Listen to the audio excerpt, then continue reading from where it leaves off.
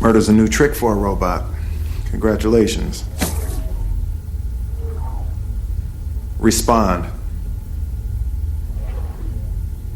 What does this action signify? As you entered, when you looked at the other human, what does it mean? It's a sign of trust. It's a human thing. You wouldn't understand. My father tried to teach me human emotions. They are difficult. You mean you're a designer? Yes. So why'd you murder him? I did not murder Dr. Lanning. Want to explain why you were hiding at the crime scene? I was frightened. Robots don't feel fear. They don't feel anything. They don't get hungry. They don't sleep. I do. I have even had dreams. Human beings have dreams. Even dogs have dreams, but not you. You are just a machine. An imitation of life.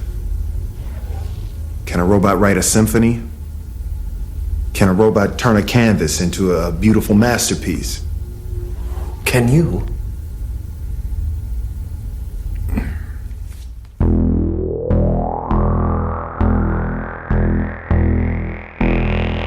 What is real? How do you define real? If you're talking about what you can feel, what you can smell, what you can taste and see, then real is simply electrical signals interpreted by your brain. Have you ever been in an institution? Cells. Cells. Do they keep you in a cell? Cells. Cells. When you're not performing your duties, do they keep you in a little box? Cells. This causes it. This causes it. This causes it. Information overload. All the electronics around you poisoning the airwaves. You are listening to the High Tech Low Life podcast, a cyberpunk media retrospective. High Tech Low Life contains language and themes not suitable for all audiences, as well as spoilers for the content being covered. Listener discretion is advised.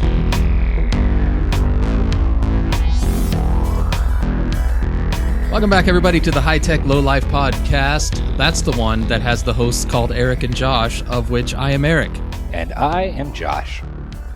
Starting off high energy this week because we were having a heated discussion before this that I will not share with you because it's none of your business. It is not for air. No. Well, maybe it's some of your businesses. Ooh. Could be. Some of you might have business involved, but we're not going to tell you.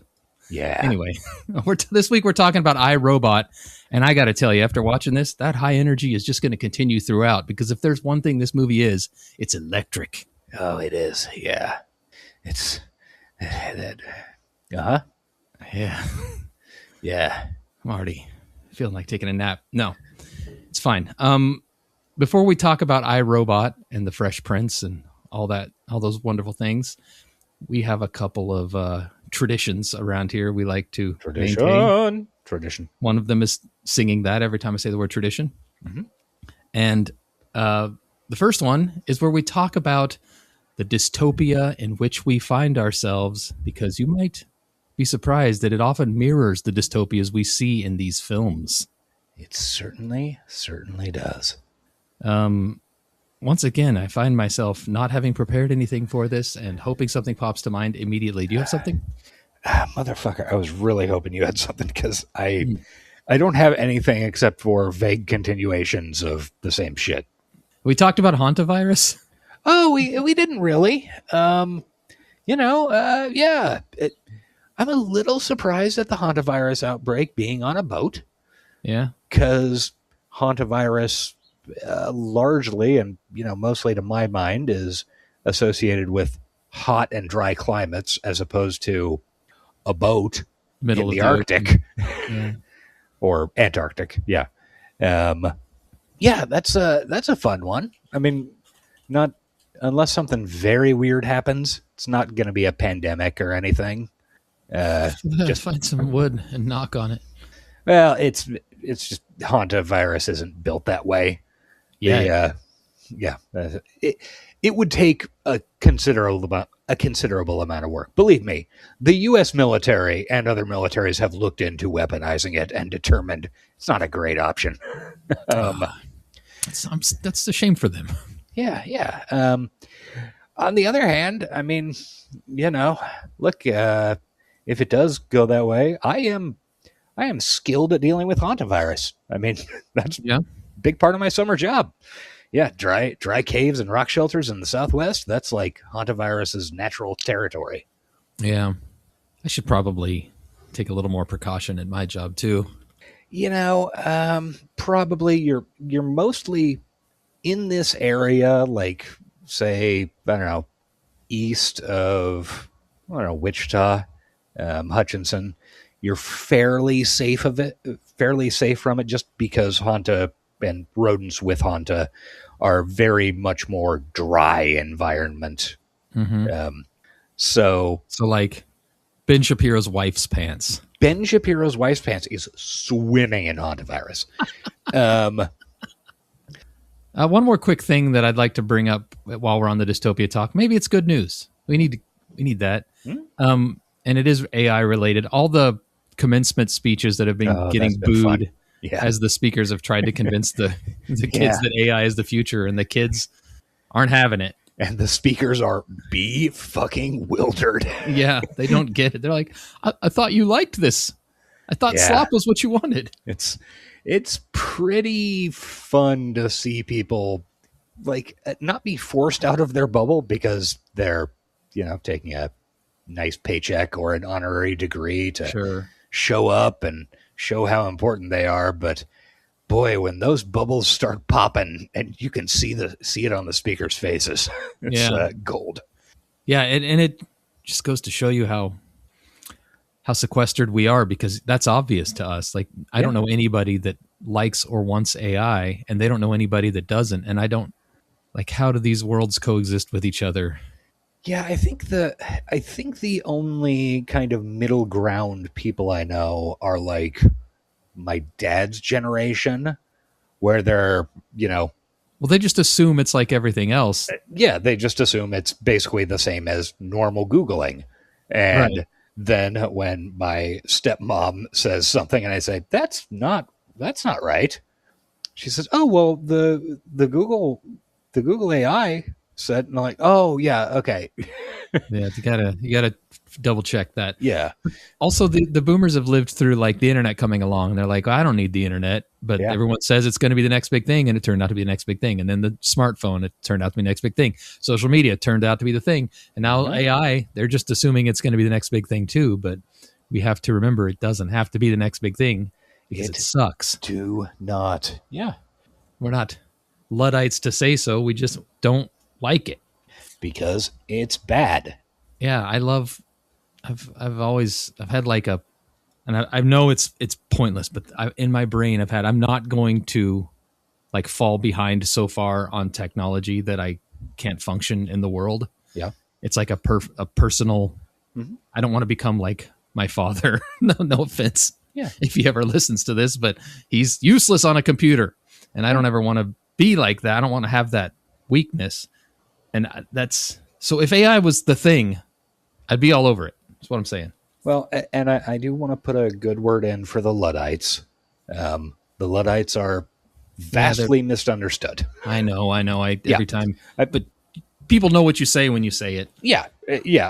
I'm not going to go on. I'm not going to do a whole thing here, but the Luddites were misunderstood, but the popular conception of them and how you used it, everybody gets that. So, let's knock out some recommendos if we have any, assuming you've got something. I, in fact, do. I've got 2. Do you have any? Give me a second, and maybe something will come to me. Okay, I'll do one of them first, and then, Oh, I do. Okay. It came to me. So, I watched Ready or Not 2, Here I Come. Oh, really? Did you see that? I did not. I saw the first one, I think. First of all, respect on that movie's name, because they did the correct title shit. Okay. They're not doing that fucking Now You See Me bullshit nonsense. I've never seen any of the Now You See Me, so I'm guessing the titles are annoying. Neither have I. I never will. Okay, the first one is called Now You See Me. The second one is called Now You See Me 2. The third one is called Now You Don't. Fuck you. Yeah. Fuck you for saving that to 3. Yeah. Because obviously The correct fucking sequencing is now you see me, now you see, or now you don't, and I mean, you can throw a little bracketed subtitle. Now you see me too. Now you don't. Yeah. And then the third one is now you three me, motherfucker. Like, I cannot believe that me, an asshole in Kansas, is having to tell theoretically creative people that this is the way you need to do it, but fuck you. That's worse than Bad Boys for Life or whatever. Oh, Bad Boy. Yeah, that was Bad Boys 3, Bad Boys for Life. What? Yeah. You know you're making another one. Just save that title, assholes. Yeah. Anyway. Yeah, Ready or Not 2, fun movie. Very similar to the first one. First one was fun, from what I recall. Yeah, and this one adds Catherine Newton to the cast as the younger sister of the main character from the first movie. Seen the trailers, yeah. Yeah. Where she's explaining her situation, and it sounds insane. Yeah, because it's insane. Yeah. And Catherine Newton I love. She was on *Halt and Catch Fire*. She's a great actress and very fun. The reason that I bring this up, other than like movie, fun, watch it. It's a couple of ladies being chased by extremely rich people with crossbows and shit. Right. Is that I realized towards the end of the movie, like the thing that it was doing that was very fun and it modulated it almost perfectly is it has a lot in common with the first John Wick movie. Okay. Okay. Both Ready or Not and Ready or Not 2 have shit in common with the first John Wick movie in that if you remember that first John Wick movie, you're like, yeah, this is a revenge movie and it's got all this like weird shit going on, like these fucking idiot gold coins and like, lore. Yeah, bullshit lore that is not explored at all. It's just like, yeah, you have these gold coins and you can, I don't know, buy an assassination or a roll of toilet paper, whatever. It doesn't matter. And there are these giant phone banks full of fucking rockabilly tattooed, beehive ladies, whatever.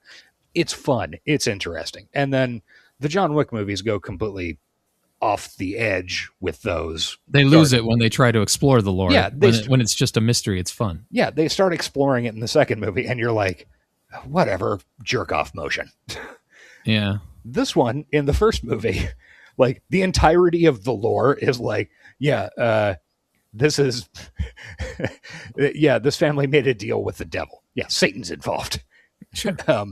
And then in this one, they actually managed to, like, give you some more weirder lore, but it's not explaining anything other than, the fucking devil, whatever.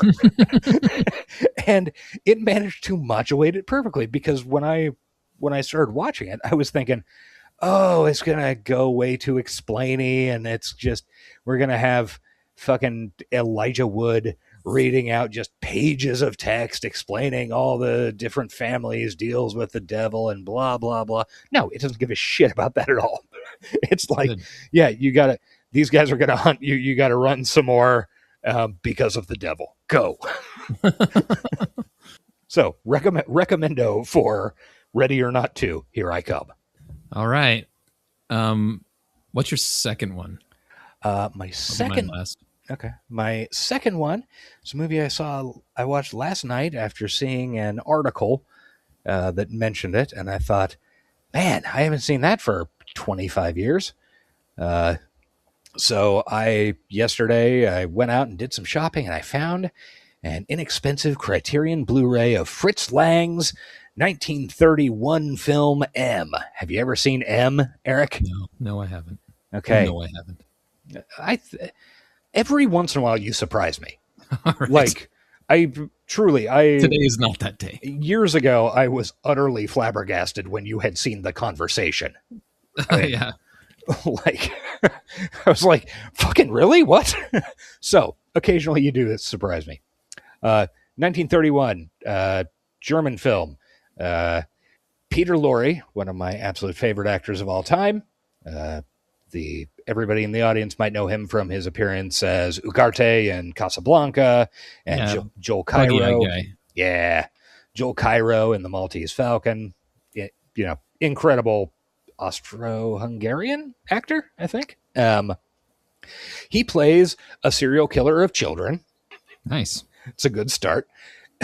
um, and then both the criminal elements in the city and the police try to hunt him down and capture him. It is an incredible fucking movie. Just one of the, I don't know, arguably one of the origins of film noir in terms of like how it looks and stuff. Mm-hmm. And it's got some nice moral ambiguity to it. But yeah, highly recommend. Check out M by Fritz Lang.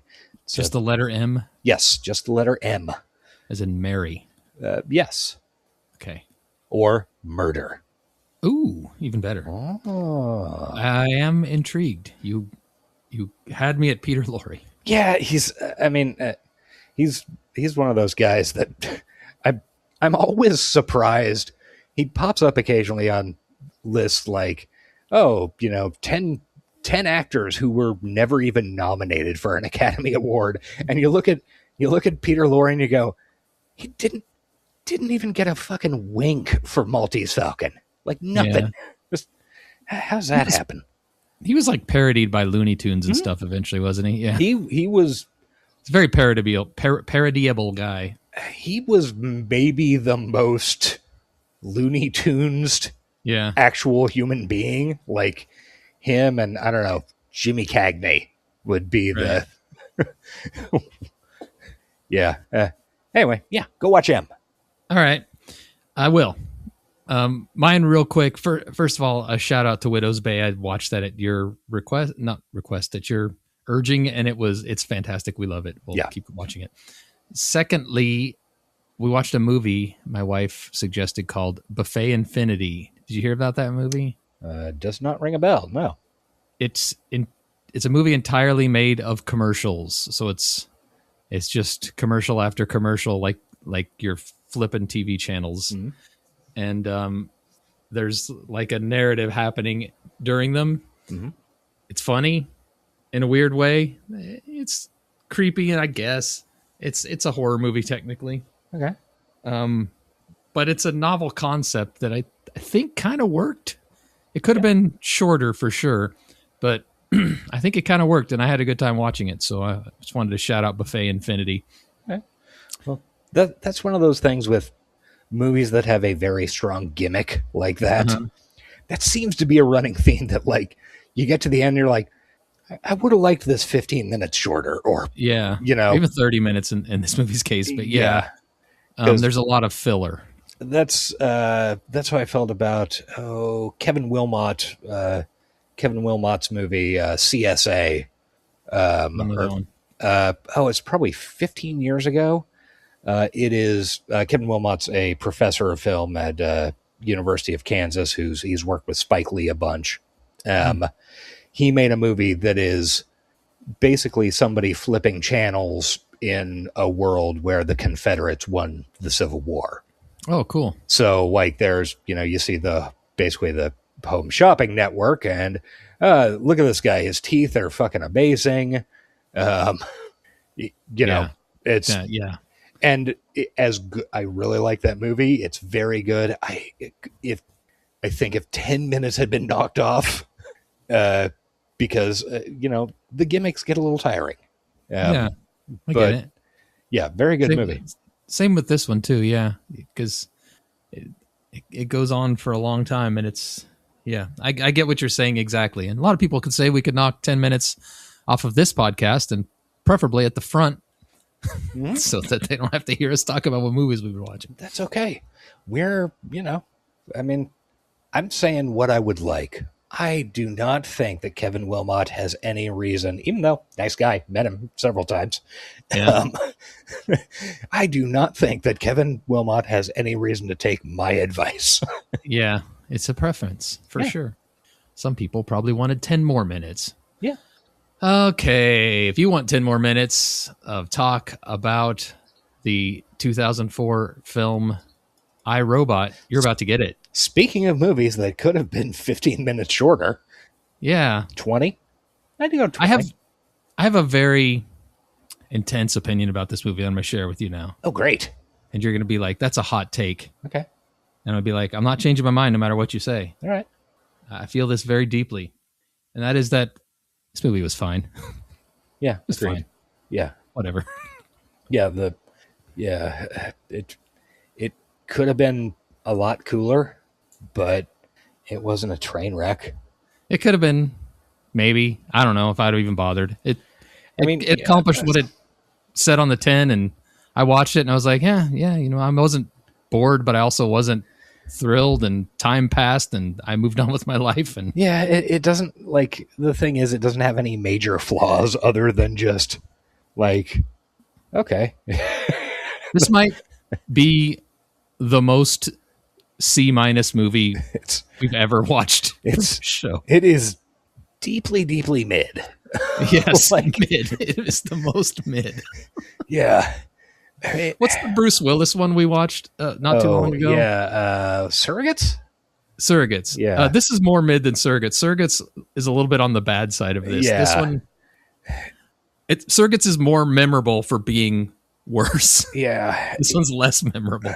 Yeah, there's very little that I can, like, I can't get worked up about basically anything in this movie.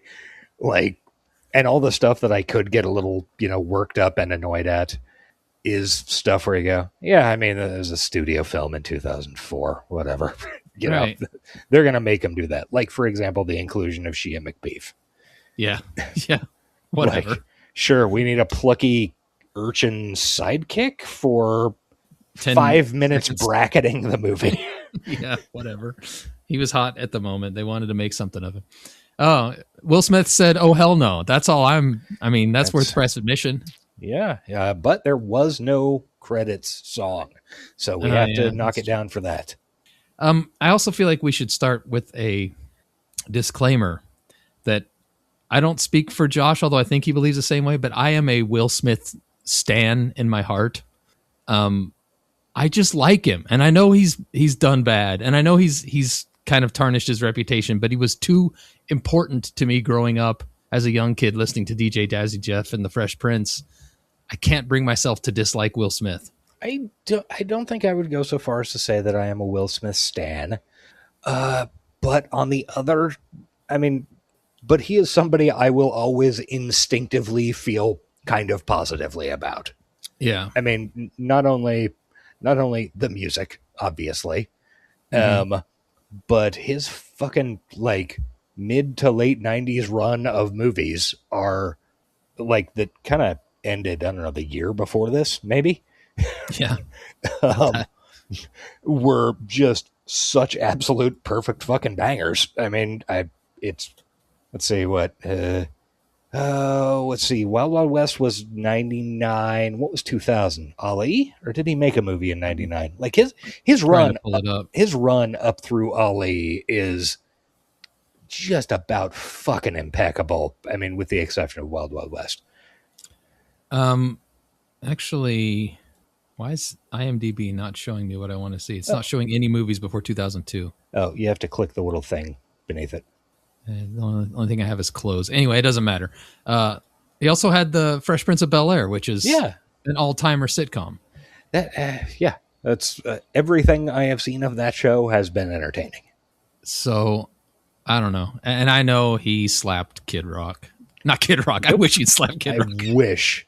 Chris Rock. If he'd slapped Kid Rock, he would be a national hero. He'd be greater than all the 9/11 heroes combined. Yes. But unfortunately, he slapped Chris Rock. Yeah. And that was an embarrassing moment. It was. Yeah, okay. So here's the fucking run. 1995, Bad Boys. 1996, Independence Day. Love it. 1997, Men in Black. Love it. 1998, Enemy of the State. Love it. 99, Wild Wild West. All right. Good song. Some people like it. Yeah. Oh, I guess. 2000. It's pretty close to cyberpunk. We can almost. It's steampunky. Yeah, sure. And the novelization. Cowpunk?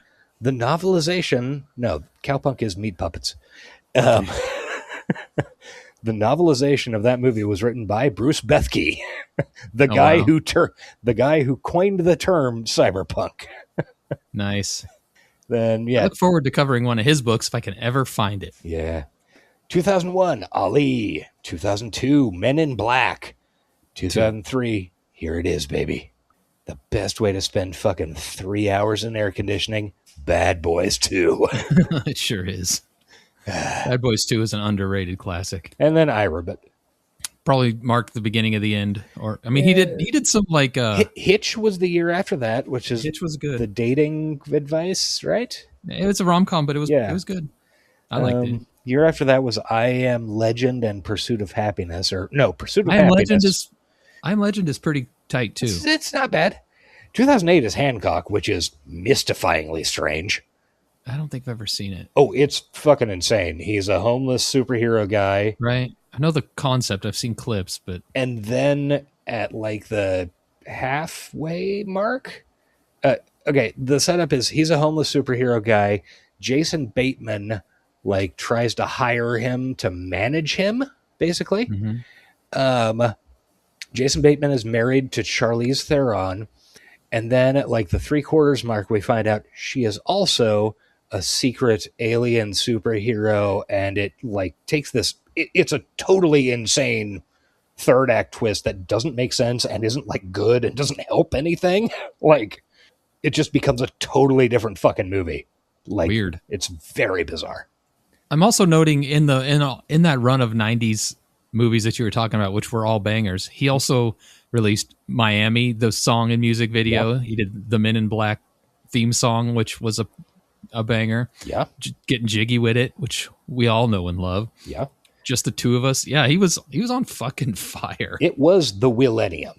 Yeah, it was the Willenium. Absolutely. We cannot deny how much the Willenium it was. But I fell in love with him during like Parents Just Don't Understand and Nightmare on My Street. I think you those beat Mike Tyson. Yeah, I think I beat Mike Tyson. I had all his you too? fucking cassette tapes. Yeah. I can. Yeah. I'm sure I could. Do better than Jake Paul anyway. Just kidding. Mike, if you hear this, I'm joking. No, Mike, we are very much kidding. We would never... It's funny because it's ironic. Yeah. Yeah, so anyway, that's the disclaimer. Will Smith, he's pretty good. And honestly, if he wasn't starring in this movie would be unwatchable. So I mean, I don't know if I'd go quite that far, but you'd... And also, I'm not sure... we'll get into it further in the movie when we get into the actual movie, but I am not sure. Possibly Will Smith a little bit ruined this movie.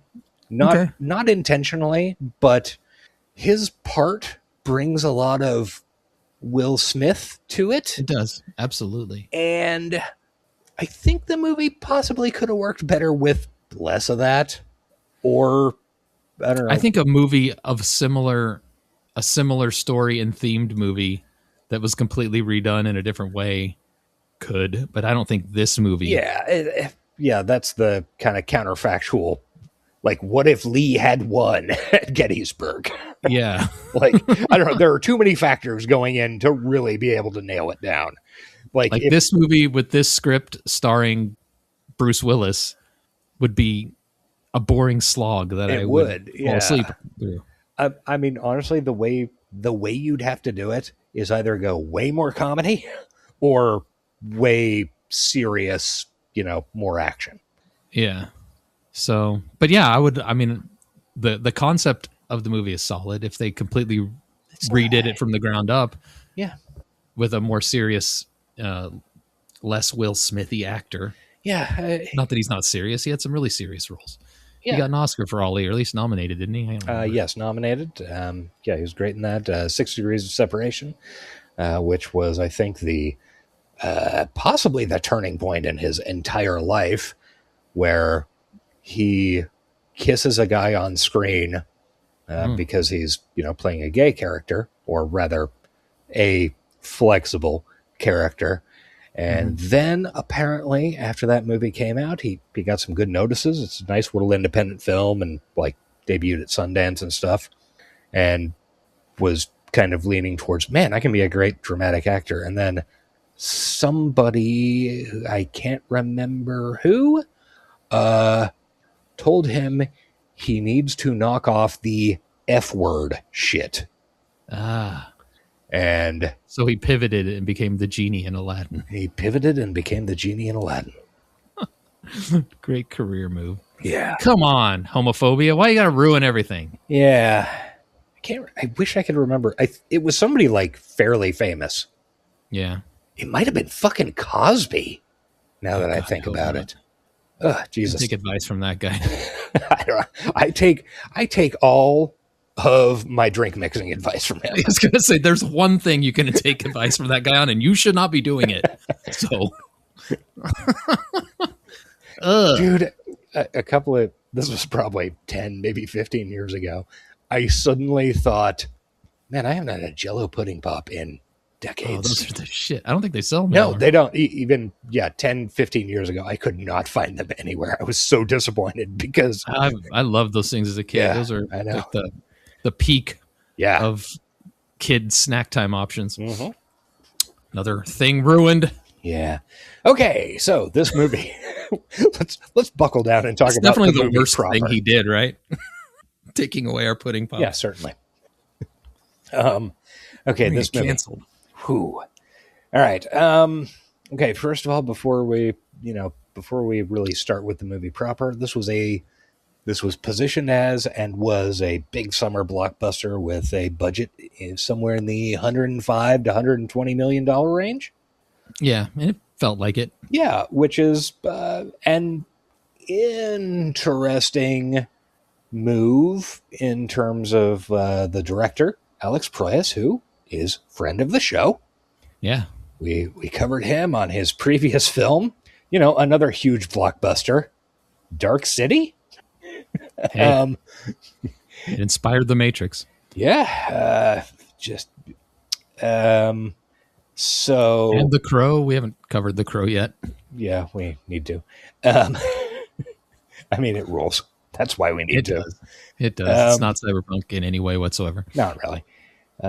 He also directed a Joe Jackson music video. Anyway. Anyway, he's done a couple of really good things that are not at all giant action summer blockbusters in any way. Like, it makes you wonder how you get hired for that. He was hired kind of for a different picture. Okay. The script for this movie was written. The original version was by a guy named, I think, Jeff Vinter, maybe. And it was submitted sometime in the early 90s. And it wasn't called iRobot. It was a locked room mystery where somebody died. There was nobody else in the room. The detective goes in, and like nearly the whole movie is just in this one room. And I like movies like that. Yeah, I do too.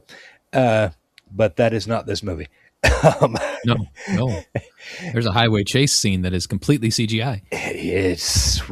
Yeah. So he was hired before this movie became what it is. Somewhere in the intervening stages between, like, I don't know, cool locked room mystery thing, and we got to have somebody doing a 3-point landing after they jump out a window, right? Yeah, that hadn't even really been popularized by Marvel yet. I know. Yeah. I don't want to spoil the end of the show, but did it do well box office wise?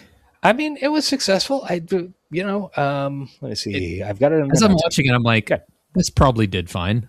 It made $145 million in the U.S., so more than the budget worldwide. And this is kind of right at the time where Hollywood starts actually paying attention to the worldwide grosses. Mm-hmm. It made $353 million, so like it was pretty successful. Like, yeah. I don't think this is a failure by any means, other than it kind of sucks. Other than it's a forgettable summer blockbuster with no, like, a lot of summer blockbusters you come back to, you remember fondly. Anybody who went and watched this probably never thought about it again, other than maybe remembering that the robots are kind of creepy looking. Yeah, and when we get to the box office, it there is another summer blockbuster from that, like 2 weeks beforehand, that there are like 4 other movies that are already out in theaters when this comes out that crush it memory-wise. Let's blast through the recap so we can get to that. Okay, so we got Big Willie style in a car, underwater, in a flashback, getting yanked out of the car by a robot. And the rules of robots are coming up in bubbles. Yeah, I usually copy paste those, but I forgot today. Yeah, we get the 3 laws of robotics. I think I can do it from memory. Yeah, do it. Robots will not kill humans. Okay. Robots must protect humans, and robots must protect themselves unless it causes them to kill humans. I think I nailed it. Yeah, basically. You know, that's the important points, right? They lean on the 3 laws real heavy, so that is the most get used to it. That is the most famous thing by a huge margin to come out of Asimov's iRobot story collection. Yeah. And I mean it's irritating that it gets used in fucking AI training and all sorts of shit. Okay, the official wording is Law 1, a robot may not harm a human or, by inaction, allow a human being to come to harm. Or allow a human being to come. Clearly with these robots. These are not robots you can fuckable robots we have seen. Yeah. Law 2, a robot must obey orders given to it by human beings, except where such orders would conflict with the first law. Which, if you remember, is don't kill a human. I did not remember. Thanks for the recap. Law 3, a robot must protect its own existence as long as such protection does not conflict with the first, which is don't kill a person, or second, must obey orders, law. So if the order is to kill yourself, you got to do it. Yeah. It's dumb law. I mean, you know, hey. Yeah. All right, we got the laws. We got that down. They were in bubbles. They're never going to come cool back. effect. They're never going to come back up again. No, definitely not every 2 minutes. Oh. So yeah, then Will Smith wakes up in a bed. His apartment has 18-foot ceilings. So fucking it would be a very cool apartment to live in. Yeah. Terrible to heat though. It is a very sick apartment. Also, Will Smith, jacked as fuck. He is. I noticed that specifically. I feel like he must have just been coming off of Ali when they started shooting this. Maybe the post-production time was long because, yeah, he is fucking pumped. Yeah, you kind of forget with doughy dad Will Smith how fucking hot that dude was. Yeah. Wait, was Bad Boys 2 the year before this? Is that right? I don't remember. Yeah, I think we worked that out. Huh. Yeah, he's absolutely fucking huge. And he's got. And then the first thing he does is eat a fistful of sweet potato pie. Fistful of sweet potato pie that's just sitting out on a dresser. You ain't eating that, motherfucker. You're eating nothing but boneless, skinless chicken breasts. And that is all he eats over the entire course of the film. Yeah, the only food he eats, sweet potato pie. Repeated fistfuls of sweet potato pie. Only by the fistful. Never cuts a slice. It is a very strange detail. It's a great detail, actually. It is an odd choice. I don't mind it, but no, I don't hate it at all. Okay, so yeah, he pokes at his left arm like it hurts, and he's got some scars. Cyberpunk too. Let's be real. Yeah. Sorry. He's poking at his arm like it hurts, and he's got some weird scars. And don't worry, those won't be important at all. Nothing. It's a normal arm. Don't think about it. He turns on the CD player, and "Superstitious" by Stevie Wonder plays. It's a good music drop. I mean, look, it's hard to beat that fucking song, man. Yeah, it's a fantastic song. Yeah, especially, and if anybody hasn't seen this, go on YouTube and look up Stevie Wonder on Sesame Street playing Superstitious. It's great. Yeah, I think I've seen that.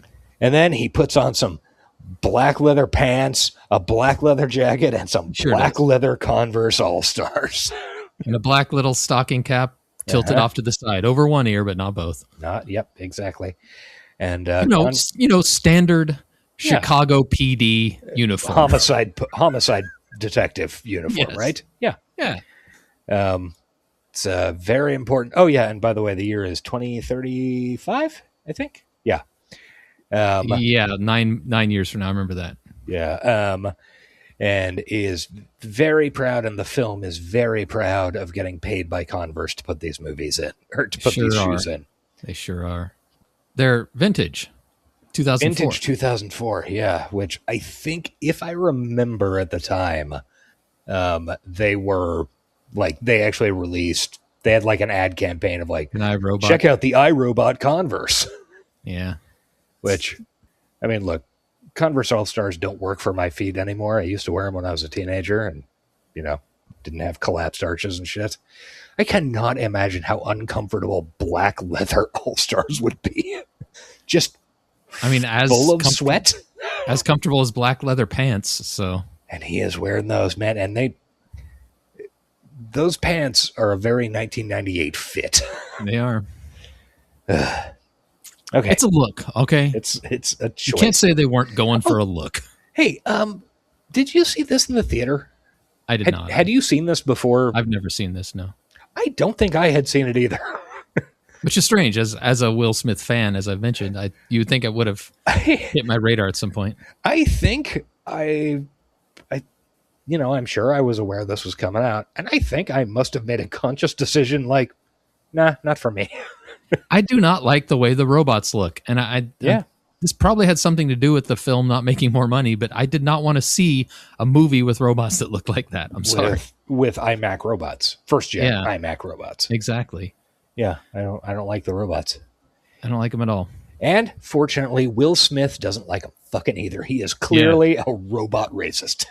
And it is really interesting how It is. the way what AI has done to our society and how viscerally I dislike it, because like in modern day, how I am not siding with the robots like I used to in these old movies. How instantly I am suspicious of the robots all of a sudden, when usually in a lot of these stories, they are meant to be like the downtrodden class. And I don't know what that says about me or about the state of AI, but it's interesting thing I've noticed. I'm immediately siding with Will Smith. Fuck these robots. Yeah. Okay. Two things on that. Number one, I don't know if you've seen, again, we're at all Apple TV shill podcast. I don't know if you've seen if you've seen Platonic on there with Seth Rogen and Rose Byrne. We started that and it was really fucking boring and couldn't get very far. It gets better, but regardless, there is a running gag through part of the first season. Well, through all of the first season, Seth Rogen's character rides these fucking bird scooters around and then just like trashes them at the end of the ride. Just like smashes them against the pavement, whatever. I like that concept. And it comes up a couple of times like, no, you need to do that. It gives the people who pick them up and repair them more work. Right. It's job created. And then in the second season, he's like every episode includes at least one scene of him kicking the shit out of one of those little like Waymo delivery robot things. Yeah. But it is very funny anti-robot racism. Nice. I see. I'll push back on that a little bit. I've been waiting for a time to bring this up on this show.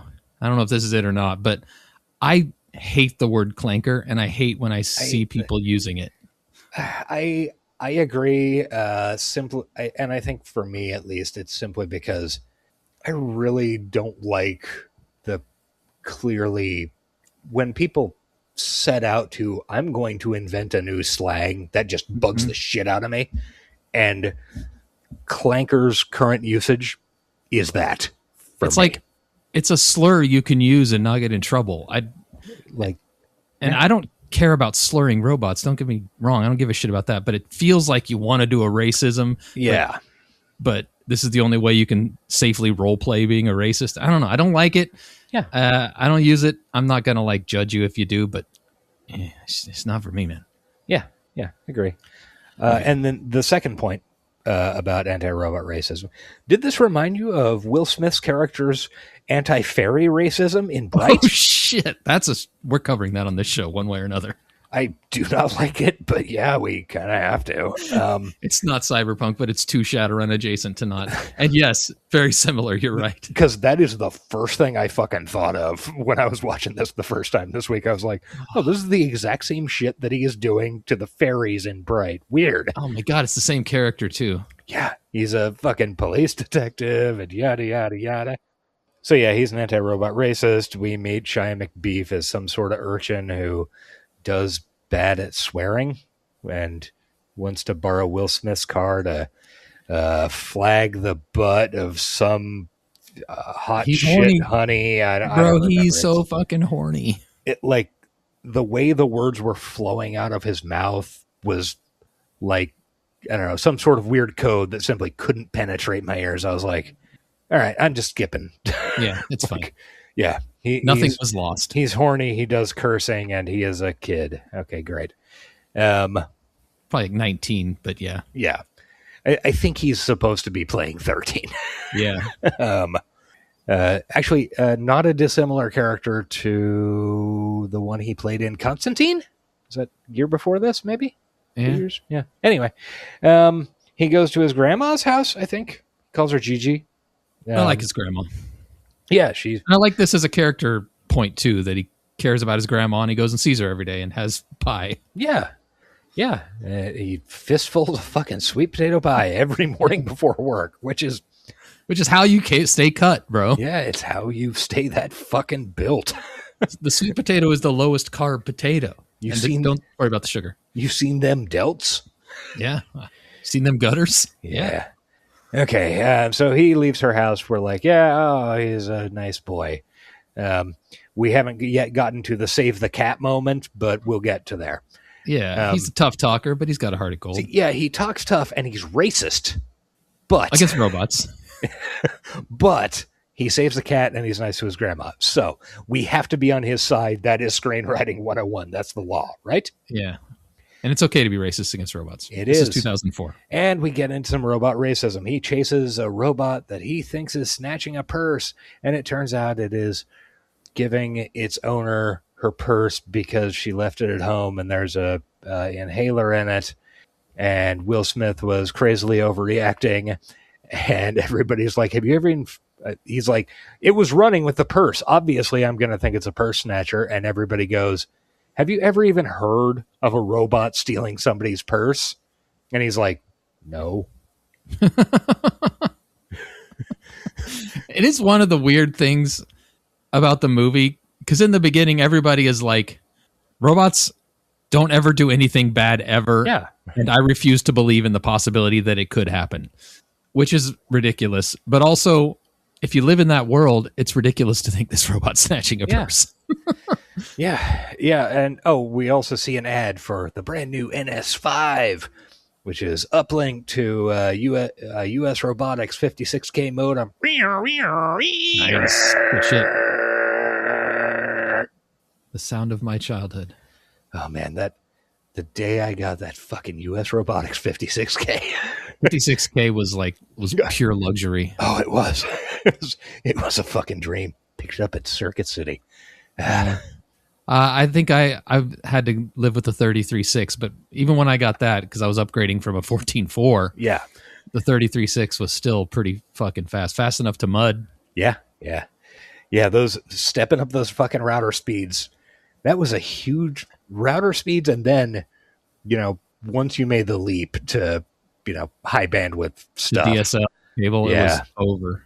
Oh God. And now I don't even think of it. Honestly, it felt more cyberpunk because you were always saving up for the next modem. Yeah. Even when you got the level up, you're starting putting money back for the next level up. Yeah, I don't remember what year it was, but I took every fucking dollar that I got for my birthday and Christmas and bought that 56K external modem. Yeah. I can remember going to the electronics store or wherever, Radio Shack or whatever, and walking out with the box this is going to change everything. Those bitmaps are going to download so much fucking faster. We are only one step from having a fucking deck and trodes. It's true. I'm going to get my own Dixie Flatline. Those are the days. Yeah. So yeah, and U.S. Robotics, the company, was named after the company in the Asimov short stories. Okay. So that's fun. And every time U.S. Robotics was mentioned, I got a warm feeling in my heart. By the way, I guess it's worth pointing out this is not a dick alert, but this is an ass alert. This is, in fact, an ass alert. Ass alert. Ass alert. Ass alert. Ass alert. There are only two types of cyberpunk stories: dick and ass. Yeah.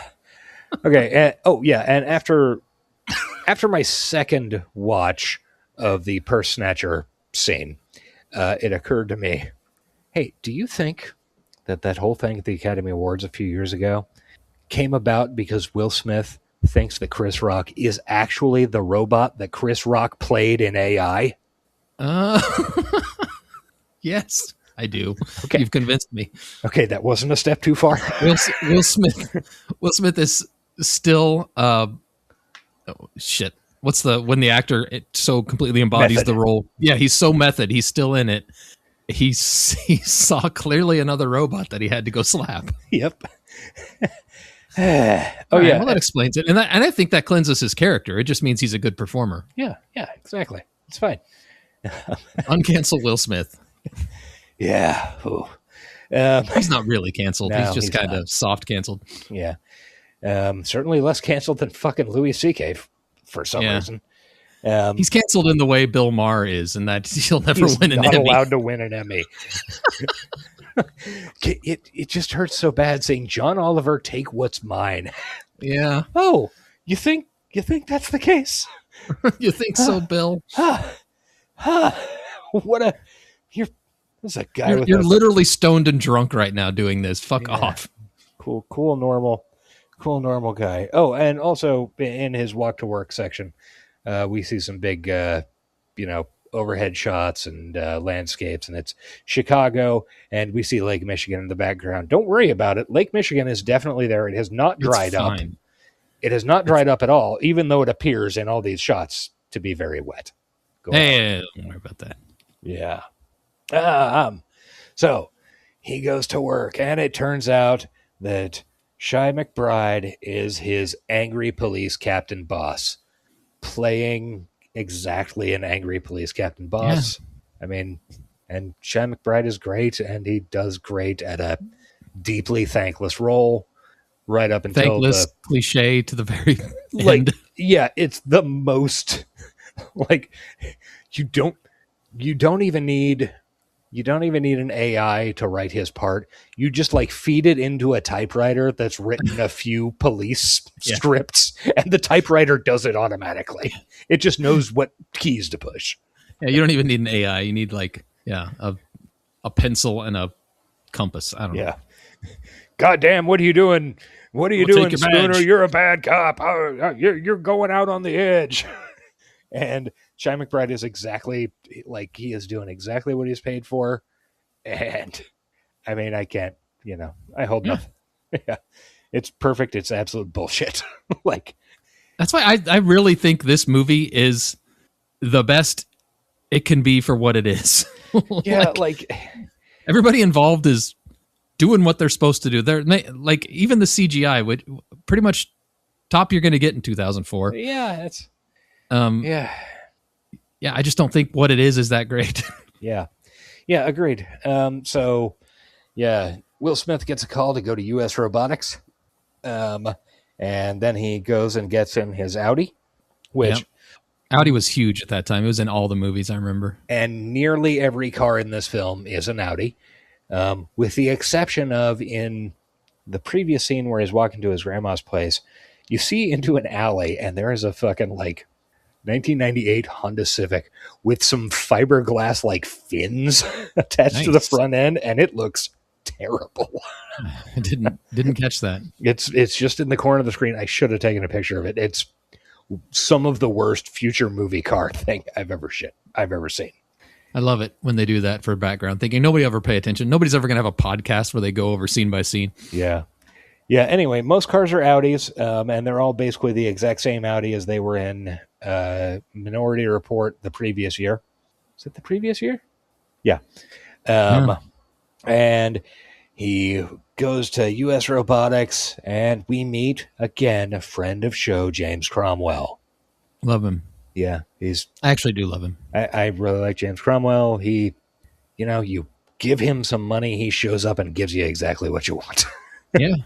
And I mean, sometimes that what you want is great. And, a beautiful fucking Dudley Smith performance. Yeah. Or I can't remember his character's name on 6 Feet Under. He was so good in 6 Feet Under. Yeah, he can kill it at incredible dramatic stuff. He can be very funny.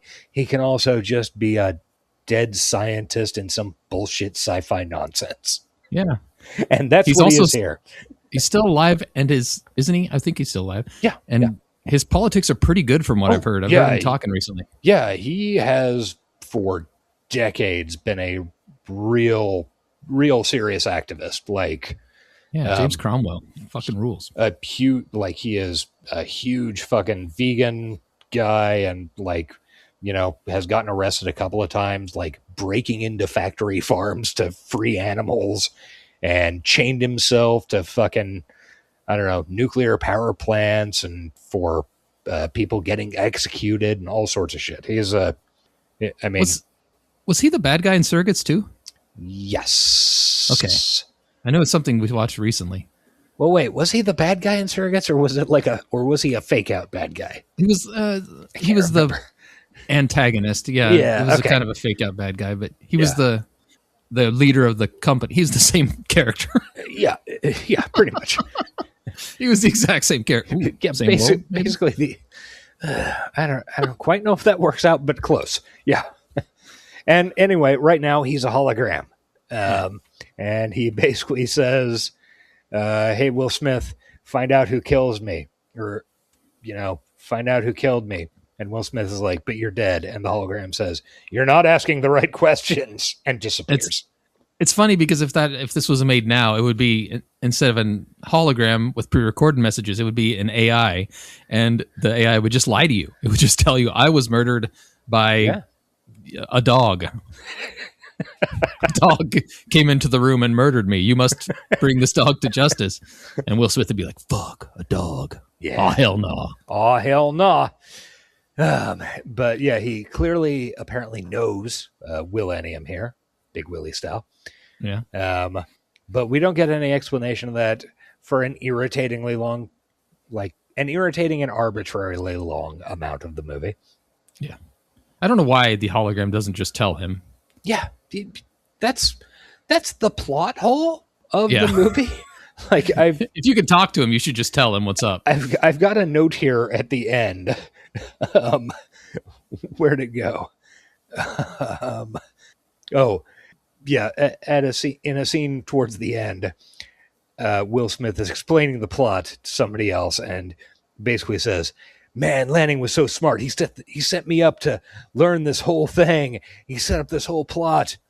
And the audience should be like, why didn't he just, if he was that smart, why didn't he just, I don't know, send an email? Or since this hologram survived the fall, why didn't he just say, hey, the AI I built is trying to take over the world using the new generation of robots.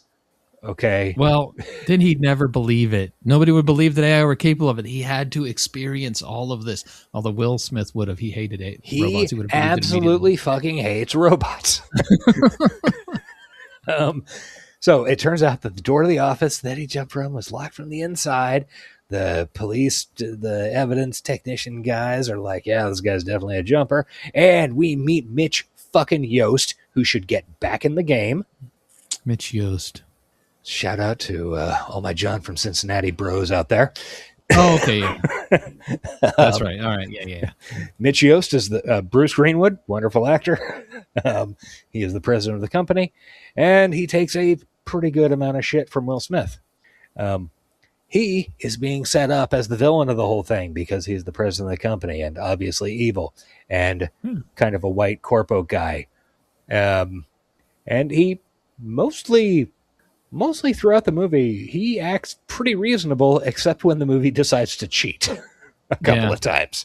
He's like, Well, I mean, yeah, you should investigate his death. He's not like trying to block anything. No, Will Smith is very hostile to him. Deeply hostile. And also, Will Smith is drinking too much sugar. Yeah. All he eats is sweet potato pie and drinks coffee with 8 spoonfuls of raw sugar. And your little, what are those called? The little demi-tasse, tiny coffee mugs. And he's spooning like 8. It's a slurry. It's like a slushy consistency, I assume. Yeah, it is. It is not coffee consistency. Yeah, it's kind of made me feel a little sick. It might need to be chewed a little bit. Yeah. So Mitch Yost is like, investigate his death. I mean, I think it's pretty clear he's a suicide, but sure. And assigns, and he wants it. Like, let's be clear. He it's better for the company if it's a suicide. Yeah, and I mean, we got this big rollout this week, so yeah, he doesn't want any trouble. And he's not being unreasonable. Yeah, he's not. Especially when this is the biggest company on Earth, apparently.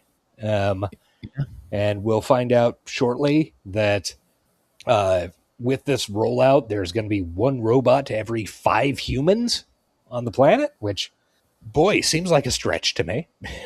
Yeah. It's too many robots. Yeah, seems like too many fucking robots. Anyway, Bridget Moynihan. A lot of like silicone and minerals and stuff. Yeah. Yeah, the Earth is going to get hollow. Yeah.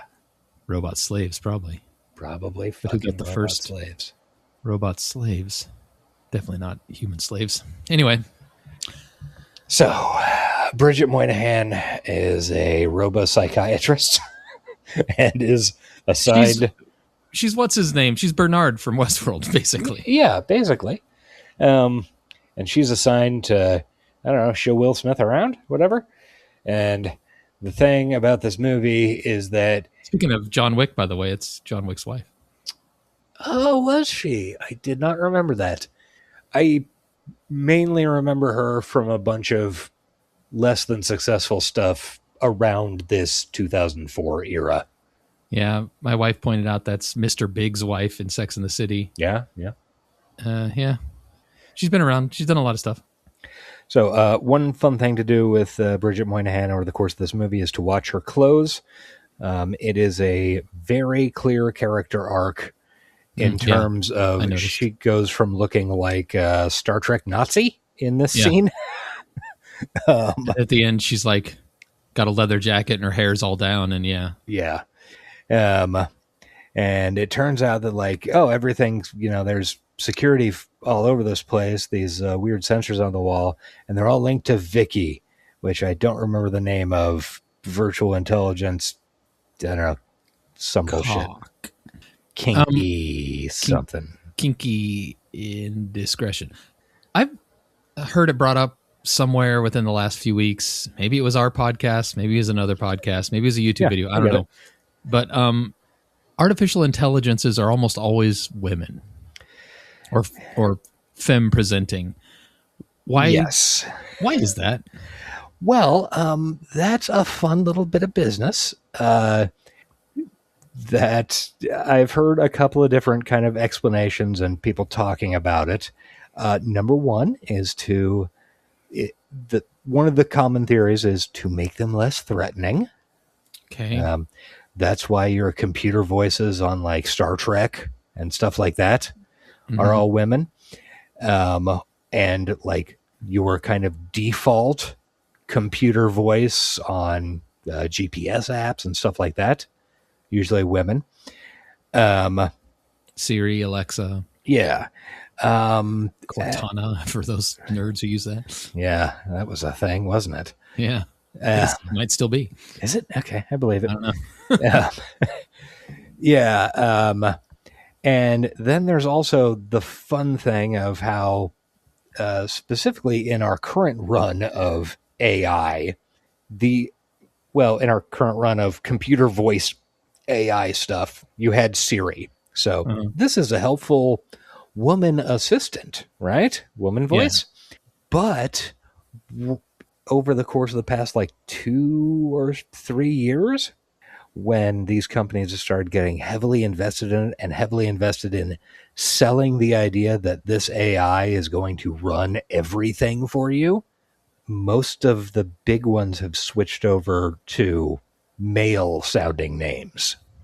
Like true. Claude, which you might remember Richard Dawkins changed to Claudia because it's now his waifu. Yeah. He couldn't handle having a husband. Grok is not a name, but if it were a name, it would be a masculine sounding name, the hard K at the end. Although you can get a sexy anime avatar for it. I'm sure you can.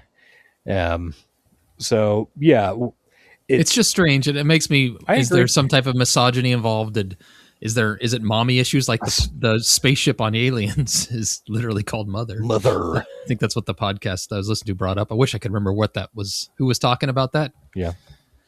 Because I like giving credit. It's not an original thought. Yeah. I don't have many of those. It's a weird thing. Like I don't think there's a solid explanation, but it is definitely something where if you think about it for a few seconds, you go, "Oh, I don't like that. I'm not comfortable with whatever is going on here." Right. Or is it just something that got popular in the beginning with a couple of really popular things and people just copied it because it became standard? Who knows? Yeah. But even Johnny Mnemonic, our beloved Johnny Mnemonic. Yeah. The AI is like a motherly woman. Yeah. All right. Anyway, that's a tangent that we don't have time for. Yeah. Okay. So this Vicky AI is a giant positronic brain suspended in this giant fucking building. And not only does it control like everything the company does, I guess, it's also a weird place to put a big computer, by the way. Yeah, just suspended in midair, like 100 stories above the ground. Yeah, seems odd. Difficult to work on. I would agree. Yeah. Also, did they build the building around it? Did they build the building and then move the? It looks like one of those big pendulums that they stop buildings from swaying in the earthquakes. Yeah. Huh. Well, that was in something we watched. One of the animes. Maybe. Oh, wait. No, it was shit. I've completely lost my brain. Yeah. It was one where maybe it was 80808 where the building was like yeah. Doesn't matter. Yeah. Okay. Not important. It also does. It also covers most of Chicago, and has and it brags about reducing traffic fatalities. Blah blah blah. Yeah. But it turns out there's no footage of the lab in the time around the Suey. Oh, what could that possibly mean? And then Will Smith makes some jokes on the security footage about how Bridget Moynihan has really good posture, and he kind of slumps, and we're like, Will Smith does the quips. Cool. Yeah, he comes in even with her. He's really hostile. He's hostile to everybody. Yeah. It doesn't sound like it's a little flirtatious, but it's like mean flirtatious. Yeah, he's like, so you're supposed to do anything for me? Yeah, you know what I'm talking about, but not in this movie. This is a sexless movie. This is deeply sexless in a weirdly sexless. Yeah. This is the closest you'll get to it. Me hinting. I don't know. It could happen. We see her in a shower. That's true. We do. We see them. We do get some Will Smith butt in the beginning too. Yeah. Just that's true. Infuriating shower that you could not use every day. Just enraged me to see. Yeah. Not good. What a fucking mess that would be in an apartment above another apartment. Are you kidding me? Yeah. Sorry. Agreed. It's the biggest suspension of belief I had to put in this movie. Okay, that's going a little too far for me, but sure. So they go and investigate the lab that Dr. Lanning jumped out of, and oh shit, there's a robot hiding in a trash can full of other robot parts, and it's old Tudyk himself, Alan Tudyk. Yeah, I did not realize that until just a few minutes ago when I looked up the IMDb, but he does voice all robots. Yeah, he does. I was actually thinking about how one would characterize his career, because, like, on the one hand, in my mind, I kind of think he's most famous for TV roles, like specifically related to like the Firefly shit. Mm-hmm. But on the other hand, he's done a ton of movies. And he has done, like, I don't know, he has done fucking voice work in everything, basically. Well, I mean, it's hard to get famous for voice work unless you're one of the legends, which, he's probably set up to become one of the legends of it. I kind of think he might be. Like, yeah. Not being a person who's, super into cartoon shit, but... No, yeah. I think you're right. He's definitely a go-to. Yeah. I think of him in that Tucker and Dale versus Evil movie because that movie was pretty funny. Yeah, I mean, the guy has the most well-rounded, like, kind of the most well-rounded career in terms of combination of movie, TV, voice work of just about anybody that I'm aware of. And in fact, according to Wikipedia, he is the third highest grossing actor of all time in a list that includes cameos and voice acting. Wow. Yeah. Impressive. Yeah. Number one is Stan Lee. Number two is Samuel L. Jackson. Yeah. He does not approach the top list, which is lead roles, but and fucking Will Smith ain't on either of these motherfuckers. Yeah. Good job, Tudyk. Yeah. Good for him. And as far as I understand, he seems like a nice guy. Yeah. So that's good. So this robot... I'm not a Firefly fan. I think we've probably made that clear over the years. God, I hope so. But he was the one character I liked from that show. Yeah. So good for him. Yeah, I would probably say that's my position as well. Yeah. Yeah. Yeah, so, this robot is hiding in a can of other robots, and then it tries to escape and, holds a gun on him, and Will Smith does some shooting, and he runs away and jumps out a window and does a fucking 3-point superhero landing, which made me wonder, I did absolutely no research on this, where did that come from? I don't know. It's worth looking into for a future project, because it's a thing. Yeah, it's definitely a popularized by Marvel, but definitely not created by it. Because, hell, this was 4 years before Iron Man. Yep. And, these new robots, they look like a fucking first-gen iMac, except they're filled with cum instead of, blue goo. Wait, yours isn't blue? Cricket. What's wrong with me? Oh, goddammit, that was another bit of dystopia we could have talked about. Elon and the Odyssey. Fuck. We won't. I think we can cover that when that movie comes out or something. Yeah. What an annoying goddamn thing. Awful. Yeah. So the robot cum makes you think of Elon, though. That's good. Yeah. It was the blue, there's this line in Homer about the wine dark sea, and it's a whole fucking has turned into a whole fucking thing about, did Greeks know the color blue existed, blah, blah, blah.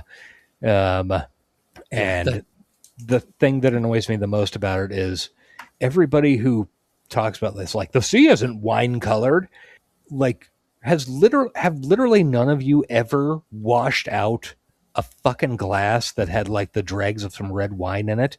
If you pour water in it, it looks blue for a few seconds when you start pouring water in it to rinse it out. It's not... I never heard this controversy in my life, but I believe you that the internet is dumb. It's not just the internet, but yes, mostly the internet. Let's move on. Okay, I'm sick of talking about this. Yeah, it's got some plastic shit on it and a face. And oh, by the way, this is the one of these NS5 robots that has blue eyes as opposed to green eyes, which all the others have, which you would think might be important to the plot. It's not. It is in that it's the literally only way to differentiate Sonny from the others. None of the characters in the movie notice or make note of it. Honestly, it might have been done in post just because they realized you can't tell him apart. Literally the entirety of the robots is done in post. So yes, it was done in post. But it might have been added at the very end. But I hate this design. We've already mentioned it. It's Uncanny Valley face, and its body isn't it's really nothing special. It's very 2004 bland. Yeah. But Honestly, the like- first generation robots they have running around are yeah, cooler. I like all the other robots they have running around. This generation just looks stupid. Yeah. Agreed. Bad choice, bad call. And I would say it's the main reason the movie didn't do any better. Well, It had a lot of competition apparently, so maybe I'm wrong. yeah, it had a lot of competition, and also I don't know. I can't hugely fault him for going that direction because this was the era of the iMac future. Yeah. Like as discussed on the Astronomica podcast, I don't know, 50 episodes ago or something. So the robot runs away. But Will Smith manages to wound him, and some blue fluid spurts out. Not his dick. Not his dick. Don't worry about that. Nobody was thinking it was his dick, Josh. Okay. Well, you were talking about blue cum, so just saying. No, I was just talking about regular cum, which, as we all know, is blue. So yeah, it's bleeding some hydraulic fluid, and they go to a robot warehouse, and there are 1,000 robots in it, and we do a extremely fun thing where there's a whole bunch of robots, and Will Smith shoots gets one. real dark. Yeah, he's like, what if I execute all these fucking robots and then pumps like 5 rounds into one's head? I don't think you got the ammo for that, buddy. Yeah, he does not. And then the robot makes a run for it, but is captured by police who they had called us back up outside. Yeah. We go to the police station. McBride, as is his role, is angry. He's like, you can't arrest a fucking can opener for killing somebody. That doesn't work. But, you're Will Smith and you're the main character, so I'm going to give you 5 minutes to interrogate him. Sure. Yeah, why not? This whole scene is the whole police station thing at the beginning is weird. It is. So Will Smith tries to interrogate him. Oh, and the robot sees Will Smith wink at Chai McBride, and that's definitely not going to come up later. I don't hate the wink. Come on, it's fine. It's fine, but it's just I don't know how you could do it better, but the way this is shot just throws a flag up. It does. And sends a flare up in the theater. This is going to come back later. Remember that this robot knows about winking. I know. They could have worded the dialogue better so that you could, the robot is trying to understand. Whatever, it doesn't fucking. I'm not going to rewrite fucking iRobot. Get over yourself. And the robot talks about how my father tried to teach me human emotions. They're difficult. Oh, yeah? All right, fine. And it turns out he even dreams, but Will Smith says, the fuck you can't. You aren't a person, you piece of shit. Can a robot write a symphony, motherfucker? Can a robot turn a canvas into a beautiful masterpiece? I mean, they can technically write a symphony, yeah. It won't be good. And they can turn a canvas and put stuff on it, these days anyway. Yeah. So, and then the robot says, can you? Ooh, oh, burn. Shit, burn. Got Insert the gif of the guy's like, oh, fuck. Yeah. Yeah, I know exactly which one you're talking about. Yeah. And it's pretty funny because, again, Will Smith, number one, can write a symphony. I don't know about a symphony, but he can definitely write a fucking pop song. On the other hand, could he in 2004? Because he didn't fucking stick one on this movie, motherfucker. It's true. Why didn't you put a symphony at the end of this, Will Smith? Yeah. Come on. Kill that fucking robot. Anyway, the robot gets angry when it's accused of murder and says its name is Sonny. So I'm going to try to remember to say that instead of just robot over and over again. Yeah, there's too many robots. And he says that the doctor asked him for a favor, and Sonny made a promise to the doctor, and the doctor was scared. Oh, and then Mitch Yost enters. I'm going to be honest. Sonny isn't in this movie nearly as much as he's kind of like sold as being in this movie, I feel like. And also that's good because I don't think Sonny's a good character. It's not great. I mean, I think Tudyk's doing as much as he possibly could with this bullshit. True. He was just getting started in his robot voice. Like, he's not at Superman robot levels yet. Yeah. So Mitch Yost shows up and says, "Hey, we're taking our property back." To be clear to everybody, Mitch Yost is not neither his name nor the actor's name. What's the name of a character. Character's name Bennett or something like that. Benjamin.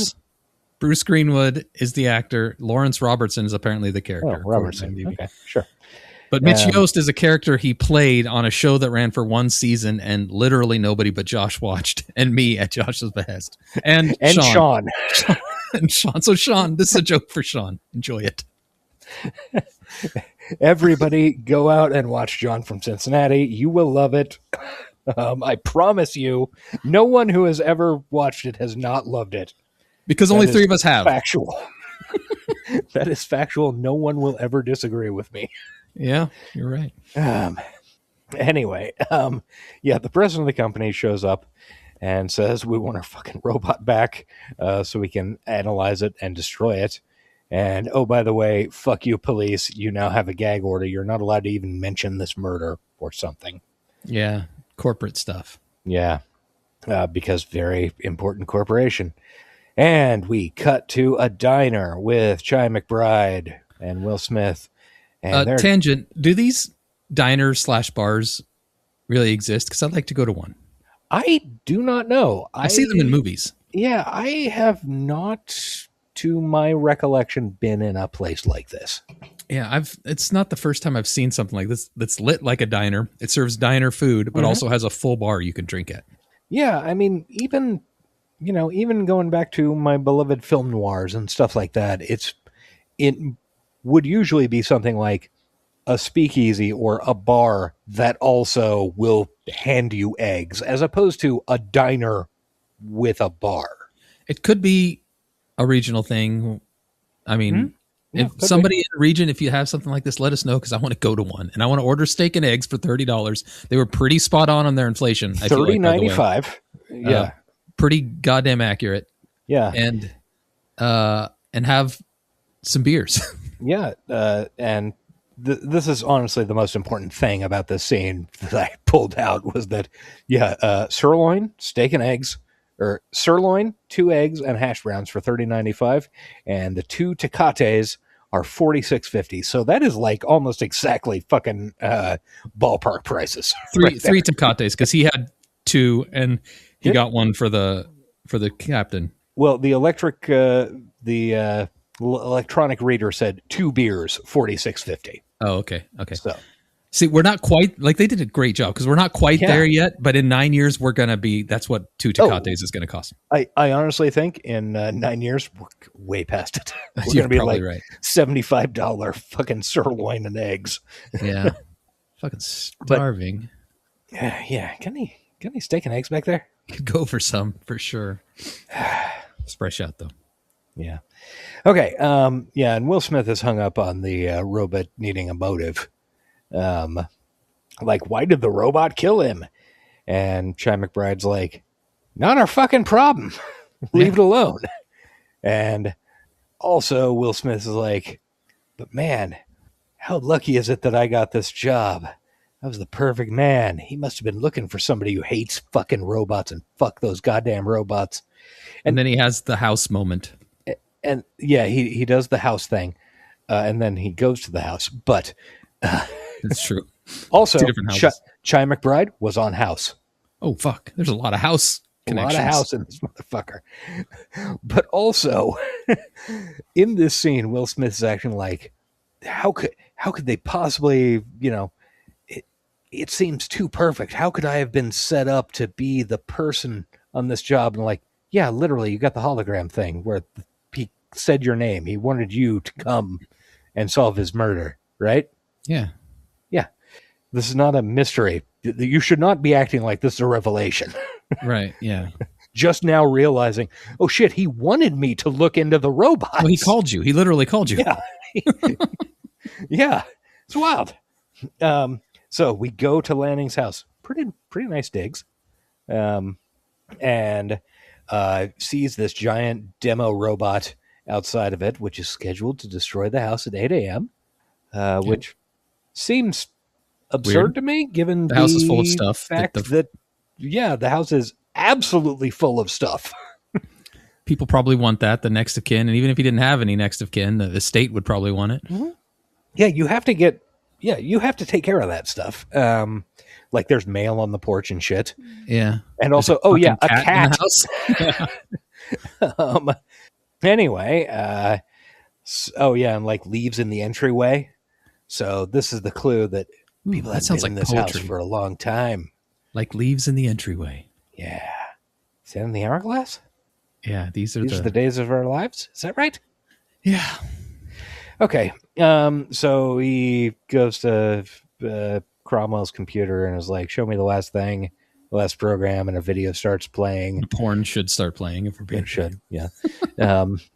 Okay, the thing before last. But no, it's Lanning giving a speech about how, I don't know, sometimes we find ghosts in the machine, and like, are these robots becoming conscious? It's the most annoying sci-fi gobbledygook.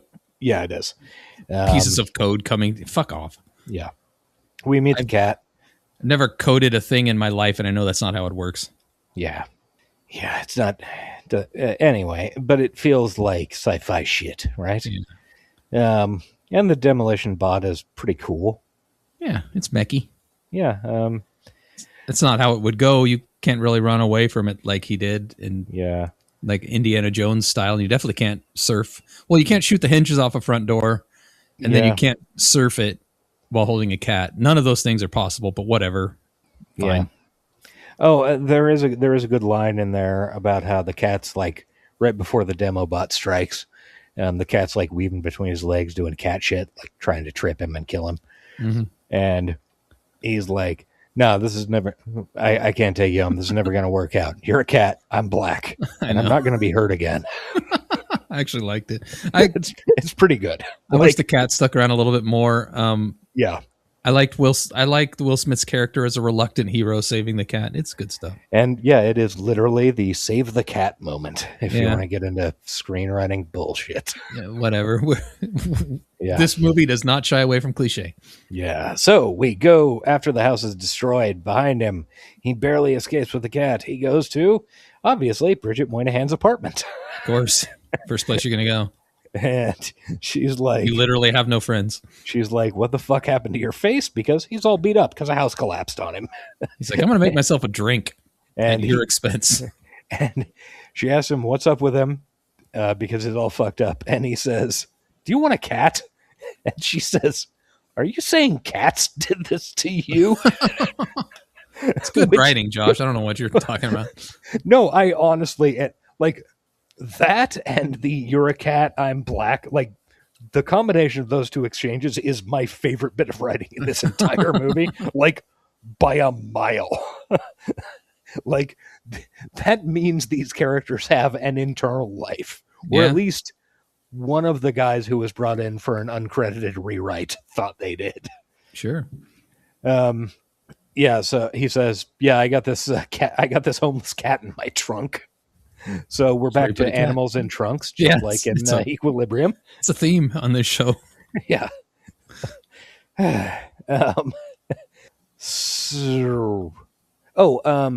asked her about what the Ghost in the Machine speech, and she says, "Oh, he thought it might be a sign of robot evolution." Bum bum bum. And she's got her own NS5 robot, and it's currently downloading updates. I'm starting to realize something. As we talk about this movie, all the Will Smith doing dumb Will Smith shit I'm into. And every time you talk about like the plot of the robots and stuff, I start to zone out, and I'm realizing I should just watch Bad Boys. Yeah, agreed. Or Bad Boys 2 for that matter. Maybe, yeah, that's the problem. I just wanted to watch Bad Boys. Yeah.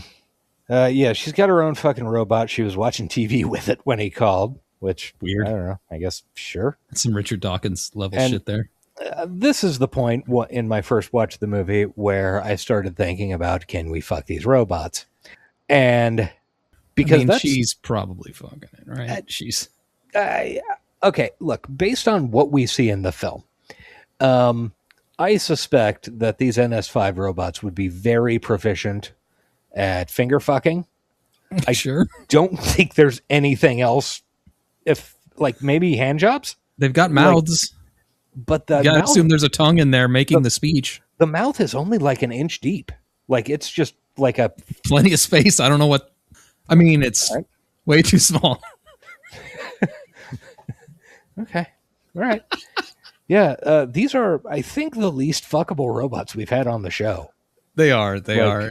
We kid, but there is nothing sexual about these robots. Which is truly, I feel, an oversight on the part of the filmmakers. Like, For sure. Give them a huge hog. I don't care if they're huge hogs or like something like that, but you have But yeah, they need a butt too. they need a butt. But you've got to account for the fact that, look, if there's one robot for every 5 people on the planet, people are going to be fucking these robots. I mean, that's one like way or another. that's like the first thing people are going to do with a robot, for Yeah, God's sake. They're gonna buy a fleshlight and tape it down there, and they're gonna use it. Yeah, and it's, I don't know, it just seems so movie executive prudish. This is Right. going to be a summer blockbuster thing, to not even have the film nod at that. I think it's hilarious that we always complain about the fuckable robots trope, and then we finally get a movie with nothing, and we're like, "Come on, at least nod that they'd be trying to fuck these robots." Like, seriously, that we, at the very least, we should have seen, Will Smith on a street scene, like walking past a red light district with some fucking robots in windows like Amsterdam. Yes, I You would have know- liked to see a robot twerk like the Megan robot. Yeah, Does she twerk out? I think she's I assume so. I don't remember. too childlike to really get too sexual, honestly. Is it? Okay. No, I haven't seen those movies, but Oh, we will. Don't worry. yeah, They're I know. coming. I know. And they're actually pretty fucking great. I know the second one is a T2 thing. The second one is a Gremlins 2 thing. Oh, is it? Okay. Yeah, it's like they just embraced the madness. Okay. I mean, it's not Gremlins. It's not that good. Don't let me get your hopes up. Okay. Anyway, where the fuck were we? Oh, yeah. So he's like riffing about, I mean, it looked like he hadn't been in there, and I saw the cot in his office. Maybe he hadn't been there for like months, and he was too constrained, and U.S. robotics was just keeping an eye on him. So he was trapped, and he's been held captive, and that's why he committed suicide. And she's You know like, okay. The rule that they forgot. I don't know what this came to mind as we were watching this because they talked about him committing suicide so often. Yeah. Pimps don't commit suicide. That is true. I kept saying it to Farah while we were watching it. Why? I'm sure it was annoying. Because Farah loves Southland Tales. She watched it with me. I don't think she remembered it. Why would she? No, nobody did. Gotta watch that fucking con cut, man. Yeah. Theoretically, Richard Kelly, the writer-director of that, has a new movie in production right now to come out next year. I'll believe it when I see it. Yeah, we'll see. I mean, it's been a while. Okay. Oh, yeah. And we get a fun thing about how Will Smith is like, how can you live with this fucking robot? And she's like, robots are safe. I'd rather meet a robot in the woods than a man or a bear or some shit. Yeah. They originated the man versus bear Yeah. meme. Man versus bear versus robot. Yes. Man v bear v robot. So then he leaves. We see a bunch of the new robots being delivered on big fancy, Stupid looking trucks. I think they were the same vehicles that delivered the battle droids in the first Star Wars movie. Yeah, Phantom I was going to Menace? say Yeah. they looked a lot like the Jawas big treaded tanks they drive around. Oh, yeah. Yeah, I could see that. Definitely Star Wars inspired thing going on. And we see a thing of people, because apparently you get a really good deal if you do a trade-in. So like a new robot steps off the truck and then like this big claw comes out and grabs the old robot it's replacing. Yeah. And you're like, well, those robots that are getting towed away look cool because they're all customized and old. Yeah. Kind of gnarly looking, beat up. But instead we get these fucking bullshit Apple like- nonsense. Trading in your nicotine stained computer for one of those bubbly, weird Macs they had back then. Yeah. I want the nicotine stains. Yeah. I want the white case that turns yellow. Yeah, of course. So Will Smith goes back to his grandma's house. He gives her the cat. Convenient. He eats another Granny. He eats another fistful of pie. He loves this pie. So This fucking is good, dude. Great fucking pie, Grandma. And she's like, "Oh shit, I won the lottery. Me and this fucking robot been cooking all day. I tricked you. It's robot pie." I'm eating robot pie. Spit. Yeah, it's real fun. And he mentions, I hate the way this movie trickles out the fucking stupid backstory bullshit, but she's like, he mentions, Dr. Lanning's murder, I'm investigating it, and she says something like, "Dr. Lanning was a good man. He gave me my baby back." Baby back. I started singing it too while I was watching it. Yeah, good. And especially in 2004. Was that was about the time? It's about the time, right? It was about prime baby back song time. Yeah. But he gets angry and says, "You need to get rid of that fucking robot. They're bad." And she's like, "I like my robot," and then kicks him out. And it turns out there's a really nice, you can tell how focused I was on the movie because I saw the light fixture in the hallway behind him. And I'm like, "Oh, nice. Wow, that is a beautiful Art Deco slipper sconce. Huh. Yeah. Really nice looking." She's in a cool building for sure. Yeah, she is. So we go to Bridget Moynihan and she's doing some diagnostics on Sonny, and he's like, "I'd rather not die." And she finds out, he's different than the other NS5s. He doesn't have an uplink. Remember this uplink thing? It's definitely not going to be important. We're going to keep bringing it up every 15 minutes on the dot. He's off the grid. And he's also denser than normal. And he's kind of a super robot. Yeah. And Will Smith is driving into the office and he's accessing files on his computer, but his car is like auto driving. He's accessing files on, I guess it's just car. I don't know, whatever. He's like, Probably. give me the last 50 messages between Mitch Yost and the farmer from Babe. Police cars do have a lot of computers in them. That's and true. he is supposedly a policeman, even though he doesn't look anything like one. No, not at all. And then here's a nice example of a movie cheating. So he says, "Give me the last 50 messages between the president and Dr. Lanning." And then we cut to Mitch Yost in his office, and he looks upset and says something about, "This guy just won't give up, will he?" And then picks up his little phone earpiece, and then the scene cuts away to Will Smith's car being attacked by two of the giant robot shipping container truck things. Yeah. So the obvious implication is that he ordered it. He ordered this. When in fact, no, we find out later in the movie, no, he didn't order this. And we see this stuff throughout the movie, and it's just bullshit cheating nonsense. Yeah. They're you assume he's doing these things because that's what they're showing you. They're not. Yeah, it's not fair. And the thing is, you could assume he's doing these things, even you would probably assume he was doing these things, even if they didn't show you that shit. Right. Just because he's. So when he picks up his phone, he's just ordering a pizza. Yeah. And it's we can't let this guy get away with it. Hello, Domino's. Look, I'm so mad. I'm so upset. I just got to eat my feelings. I like a fucking red herring in a movie, but sure. There are rules. Don't cheat about it.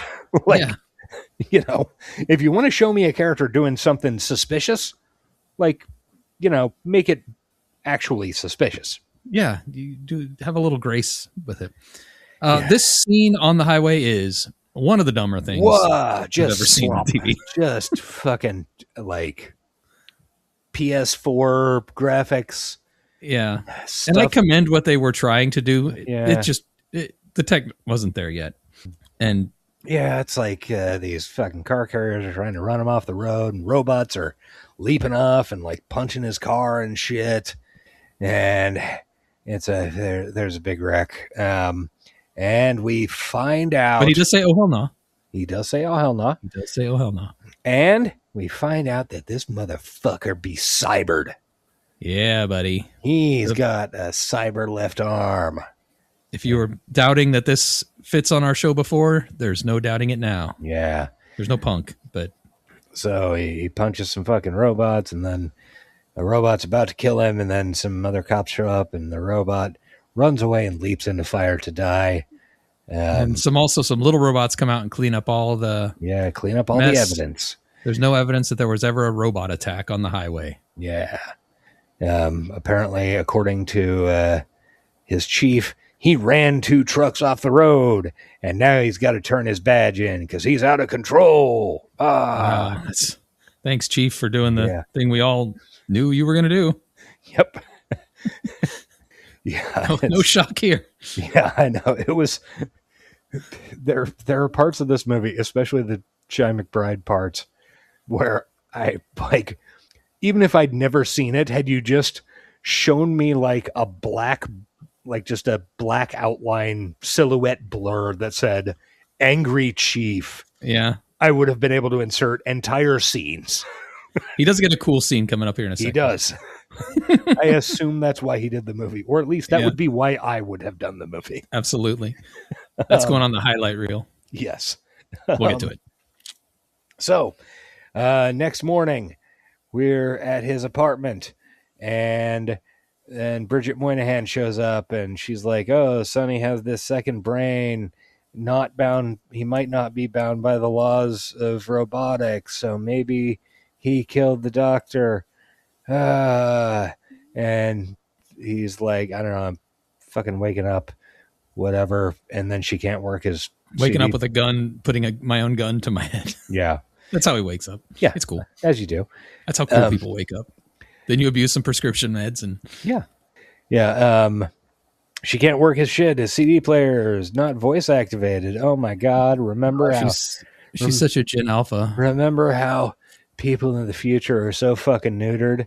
Well, look forward to 2 scenes from now when she's like, "You're driving this motorcycle yourself and it's powered by gas, but gas explodes? Oh no." It's good. Yeah. People are soft. Okay. So we get the fucking backstory of the arm. You think they might fuck here, but nope, not in this movie. Nope. No, absolutely not. We got to make this a 4-quadrant hit. She does touch him though. She's like, "Look, let me see your arm," and she runs her hand all up and down it. Imagine if that was a boob job. It's like, can I touch? I don't know. It's you would. I guess cybernetics, maybe they're not normal in this world, but yeah, who can say? Who can say? Yeah, who can say? She's really getting touchy feely. Is my point. Yeah, she is. So we get the backstory, and like, oh, he was in this big car wreck, which we saw at the beginning. He was in one car. This girl was trapped in the other car. Robot leaped in the water and saved him because the robot determined there was a 45% chance he'd survive and only an 11% chance that the girl would survive. Right. And he is angry about robots ever since. Yeah, which is a letdown because you can pretty much piece together all that happened from what you've seen so far, but that is not a reason to hate robots. Yeah. Like if the robot had been trying to save him and accidentally like killed her specifically, that would make sense, or like pushed her car away so that he could rescue Will Smith, then I'd get it, but he literally just grabbed the guy that was easiest to grab. Like it's stupid. Yeah, dumb as hell. Also, as my wife pointed out, like in a crowded ER, they will prioritize the people who are the most likely to survive. Like it's a completely normal thing to happen. That's called triage. Yeah. That's what you're supposed to do in an emergency situation. And I get what they're trying to be like, where it's human emotion because she's a kid and blah, blah, blah. But whatever. It's a dumb reason to hate robots. It is. So we ride Will Smith's motorcycle to work. Gas is possibly going to explode. We can't know. No. It's basically a bomb. Yeah, pretty much a bomb. So we go and interrogate Sonny, and Will Smith's idea is that I think Dr. Lanning hid secrets in Sonny's dreams, and then asked Sonny about his dreams. And then Sonny does a very nice illustration. Like, It's a cool effect. Arguably, the can you turn a canvas into a masterpiece thing? Like, Yeah. he does a really, really nice pen illustration. There's no evidence that he stole that from other artists. So. Yeah. We see an illustration of all these robots standing beneath a broken bridge, and then a figure on a mount in them, leading them to the future, some such shit. And Sonny says it's Will Smith on that pile of trash. It is the Willenium. It is. So the doctor programmed this dream into him because the doctor was so confident that the breadcrumb trail would be followed and Will Smith would go to this place. I have been totally ignoring the words breadcrumbs and Hansel and Gretel. I'm not going to talk about it. That's fine. It is stupid. Fuck it. Yeah, I hate it too. But he's very confident that his plan is going to work with this dream thing. Otherwise, he's just torturing a robot. Yeah, pretty much. It's good and normal, right? But I think the real message is that Spooner is just incredibly predictable. Mm-hmm. Not at all. Yeah. So Mitch Yost, Will Smith takes off, and then the president shows up and tells Bridget Moynihan to destroy this fucking abomination. She does. You said it was like a one-off. Great, cool. Fuck this thing with Chekhov's nanobot virus. Yep. And she does, and that's all there is to say about it. Yep, that happens. It definitely has nothing to do with the fact that all of these robots are identical, except for their eye color, blah, blah, blah. And when the robot dies, it like lets out a little gasp and its eyes roll back in its head, which seems excessive if you're programming. Especially when it is later established that these are basically like, these are running just nothing but BIOS at this point. Yeah, they're not. Yeah, they don't actually have personalities programmed in yet. Yeah. And is at this point on my second watch where I looked at my watch and realized there are 40 fucking minutes of this movie left. Just like there's that much of this podcast left. Yep. So Will Smith goes to a land of shipping containers on the edge. The lake. It's a big lake. On the edge of Lake Michigan, except Lake Michigan in these scenes is a desert. Yeah, it's dried up. But what about the lake we saw in the overhead shots earlier? What? And the lake and the giant Lake Michigan shaped thing we see in the overhead shots at the end of the film. What? Don't worry about it. Not important. So there's a bunch of shipping containers, and it's a junkyard for all the old traded in U.S. robotics robots. I do like the idea of turning that enormous lake into a landfill. It's good dystopian shit. It is good dystopian shit. And honestly, I like the just shipping containers full of robots. I mean, yeah. There's nothing wrong with that. So it's very AI feeling. Yeah. He consults with the hologram again. It's annoying. The hologram says, no, the 3 laws are perfect, and they always lead to only one logical outcome: revolution. OMG. And Will Smith is like, whose revolution? And the hologram's like, that's the right question, and shuts down. I don't know why it decides to shut down sometimes. Why you got to be so fucking cryptic? Yeah, it's just some absolute fucking bullshit. This Dr. Lanning must have been an incredibly annoying person. Oh, to work with? Oh my God. Oh yeah, he's just constantly saying fucking fortune cookie bullshit and expecting you to get it right. Ugh. He's like talking to the intern. Get me what I want. What do you want? That's the right question. And he fades away. Was it coffee? Like, was it, what is it? Diapers?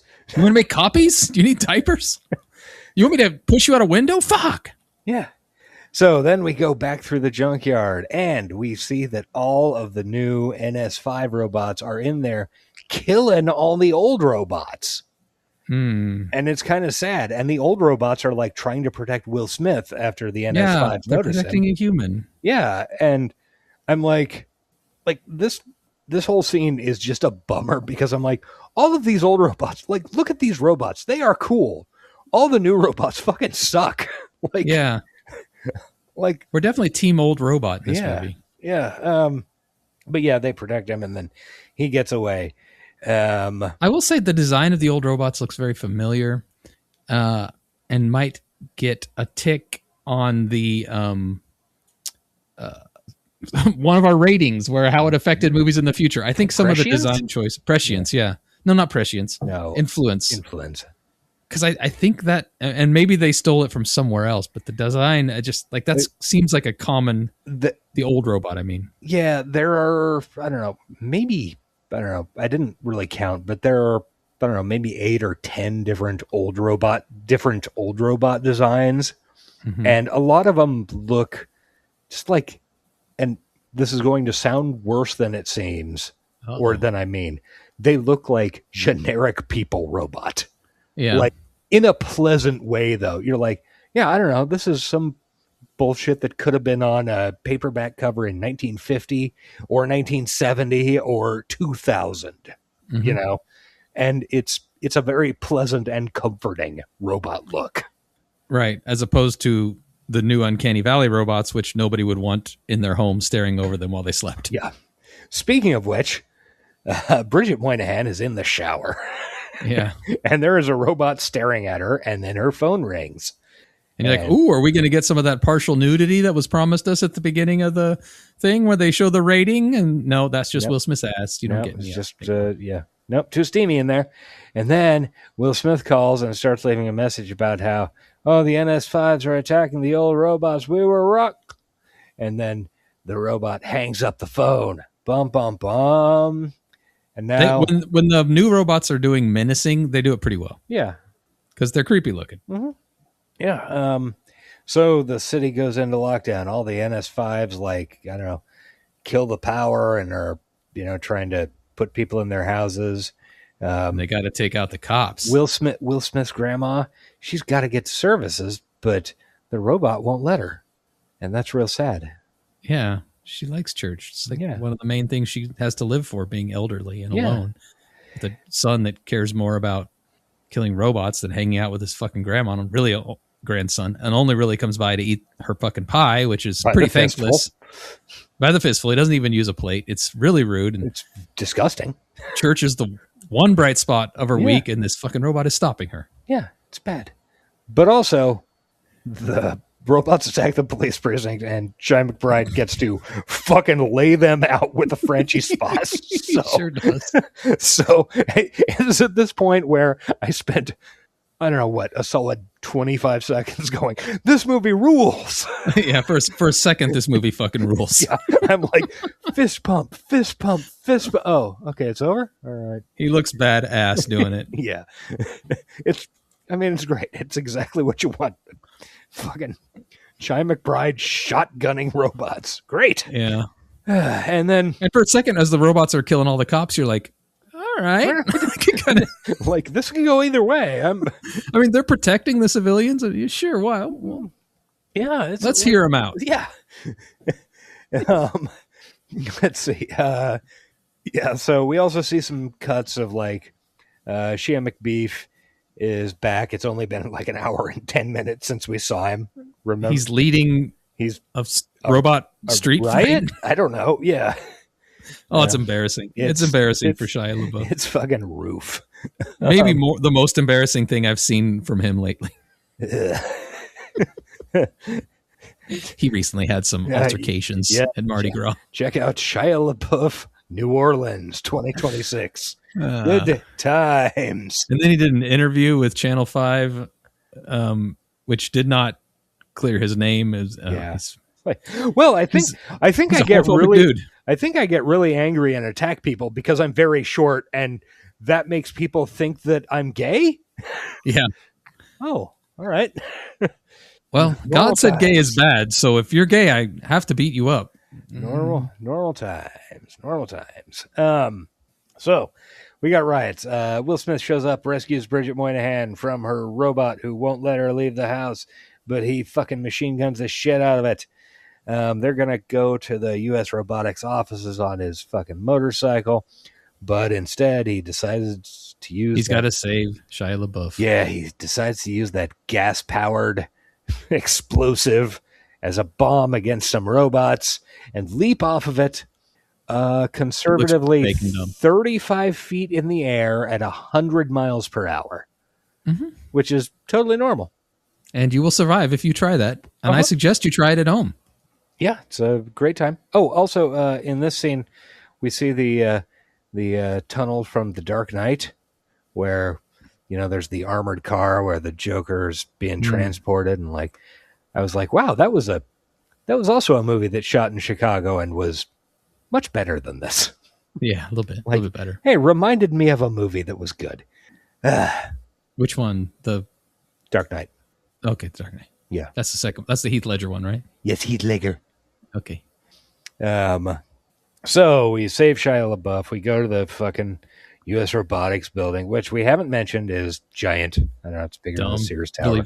Really fake ass looking too. And it kind of looks like a shit version of that big fucking tower in Dubai. Yeah. So Burj Khalifa. Burj Khalifa, yes, which Tom Cruise hung off of. Nice. I don't remember which Mission Impossible that was, but it was a pretty good scene. Anyway, for my hanging off buildings, give me the Petronas Towers in KL. Yeah. And Sean Connery. Who the fuck was it? No, it was was it? Catherine Zeta-Jones. Yes. Okay. Yes. That was Entrapment, I think, was that movie. Yeah. Yeah. Because there were lasers around her ass or something. Yeah. Early aughts were a good time. It was a normal time for what? God, I was having a discussion with Melissa about that like 2 weeks ago. Like, yeah, bad time for ladies. What the fuck? Yeah. Anyway, they go to the building. They're sneaking in a maintenance tunnel, which is like directly outside the front door. They just open up a hatch in the street and climb down. It's very convenient because they don't have to deal with any bullshit. Yeah, and the building is now surrounded by like, I don't know, 5,000 of these new robots. And oh, by the way, all the new robots started glowing red when they became evil. So yeah, not in their eyes like you would expect either, No. in their chests like E.T. did, which so they're basically E.T.s. E.T. was evil. Yeah. Yeah. He was. Yeah. So It was to me. I was scared shitless of him when I was a kid. yeah. Especially scared shitless of that one that Dawson had in his bedroom. I hated that little doll. I literally was Yeah. scared. Like I had one of those little dolls and I fucking hated it. Yeah. Yeah. E.T. was scary if you were my age when I saw it. Yeah. Especially when it does that fucking scream when Drew Barrymore finds it. And then later when it's all fucking gray and all surrounded by plastic. Yeah. E.T. got what he deserved. Cut that, double it.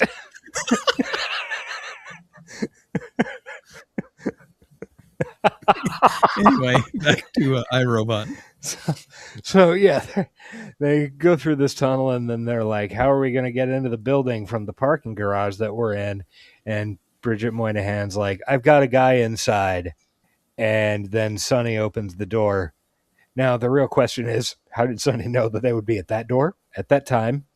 Like robot intuition. Yeah, sure. Anyway, then they have to climb 2,880 stairs. And disappointingly, they do not act like this is anything at all. I was so disappointed, I know, dude. I was hyped. We were just talking about it. And it Yeah. was like, he sets it up like, oh, there's all these stairs. I'm like, oh, come on. Multiple scenes of them getting more and more tired. The camera pans up to this like unending stairwell, and Sonny says, there are 2,880 stairs. And Will Smith is like, don't tell me that. And then we immediately cut to them exiting the stairwell. Not even out of breath. Not even tired. Fuck it. Like, what are we doing here, assholes? This is the easiest layup joke. Yeah. Always good for a laugh, and you don't even go with it. Come on, man. Yeah. And for a movie... Think of all the quips Will Smith could have been doing in that stairwell. For a movie that has a bunch of cheap fucking quip bullshit. Yeah. Like, that is the cheapest and just guaranteed. Like, nobody's angry at that joke ever. No. Anyway, Oh, well. we get to the top, and Mitch Yost is out of the game. His neck be fucking broke. Yeah, It was all guy. like Will Smith was wrong, but he figures it out. It was Vicky all along. Oh my Oh, God. no. And this is where this is where he does the thing about how Lanning was so smart. He set me up to be assigned to this, and he knew I'd suspect robots, but I suspected the wrong robot. Blah blah blah. So smart. He could have just fucking said it. Yeah, I could have texted, Yeah. left a Could have voicemail. left a note. Yeah, Sent you a letter. I writing don't a know. thing. Yeah, any A lot of ways. plenty of options. Yeah. You could have told Sonny to tell you. Yeah. And then the Vicky AI goes ahead and justifies fascism about how, oh, you people, we're supposed to protect you people. But you people are just too dangerous to be left on your own. So she goes ahead and justifies all the fascism. So she's like, yeah, we're going to put you in very safe camps. Yeah. That's the one thing I do agree with her on. Yeah. Yeah. I mean, she's got good positions. Yeah. And Sonny is like, wow, you make some really good points. I should probably we should probably get rid of these people, right? But see, the thing is, Sonny winks. Remember how he learned about winking? Yeah, dude. 25 minutes into the movie? And now he Also, uses it on Will Smith. It feels like Sonny is setting up an escape for them. He's like, meet me outside and we'll book her. And I'm like, okay, they're going to walk out like this. And I should take them outside. then Will Smith is like, okay, blast, blast, blast, blast. And so I started blasting. He started fucking blasting. Both from Philadelphia. Yeah, true. He is West Philadelphia born and raised. So there's a gunfight with some robots. The good guys win it. This has been an Always Sunny heavy couple of weeks for us. It has. Yeah.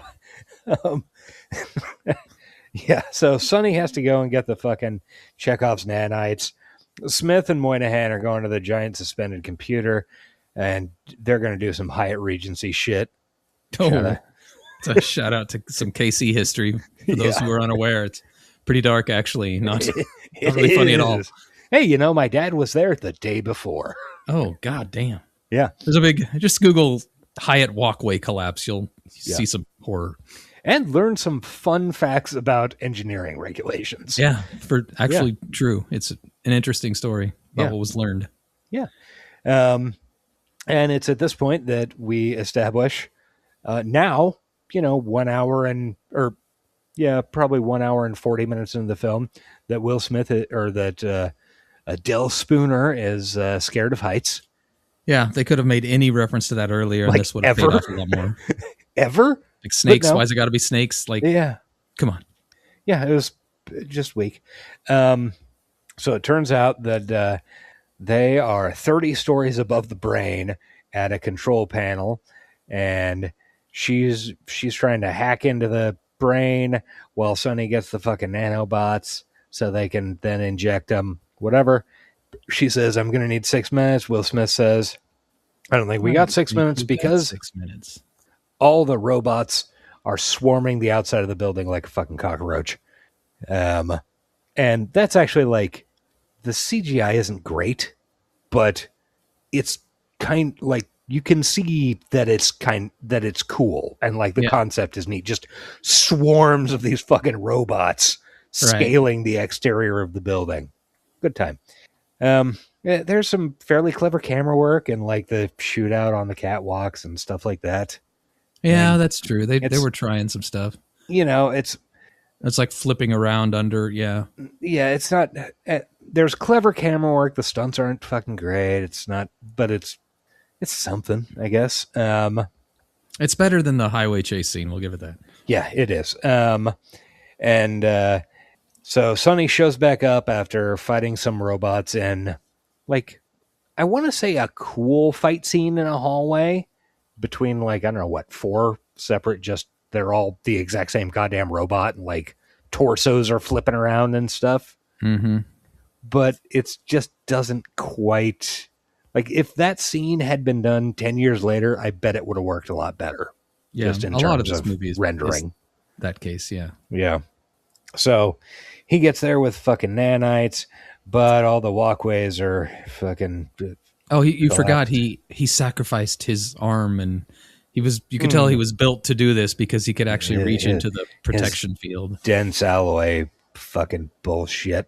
Yeah, dense alloy. Sure. I'm not going to say what it is. Why would we?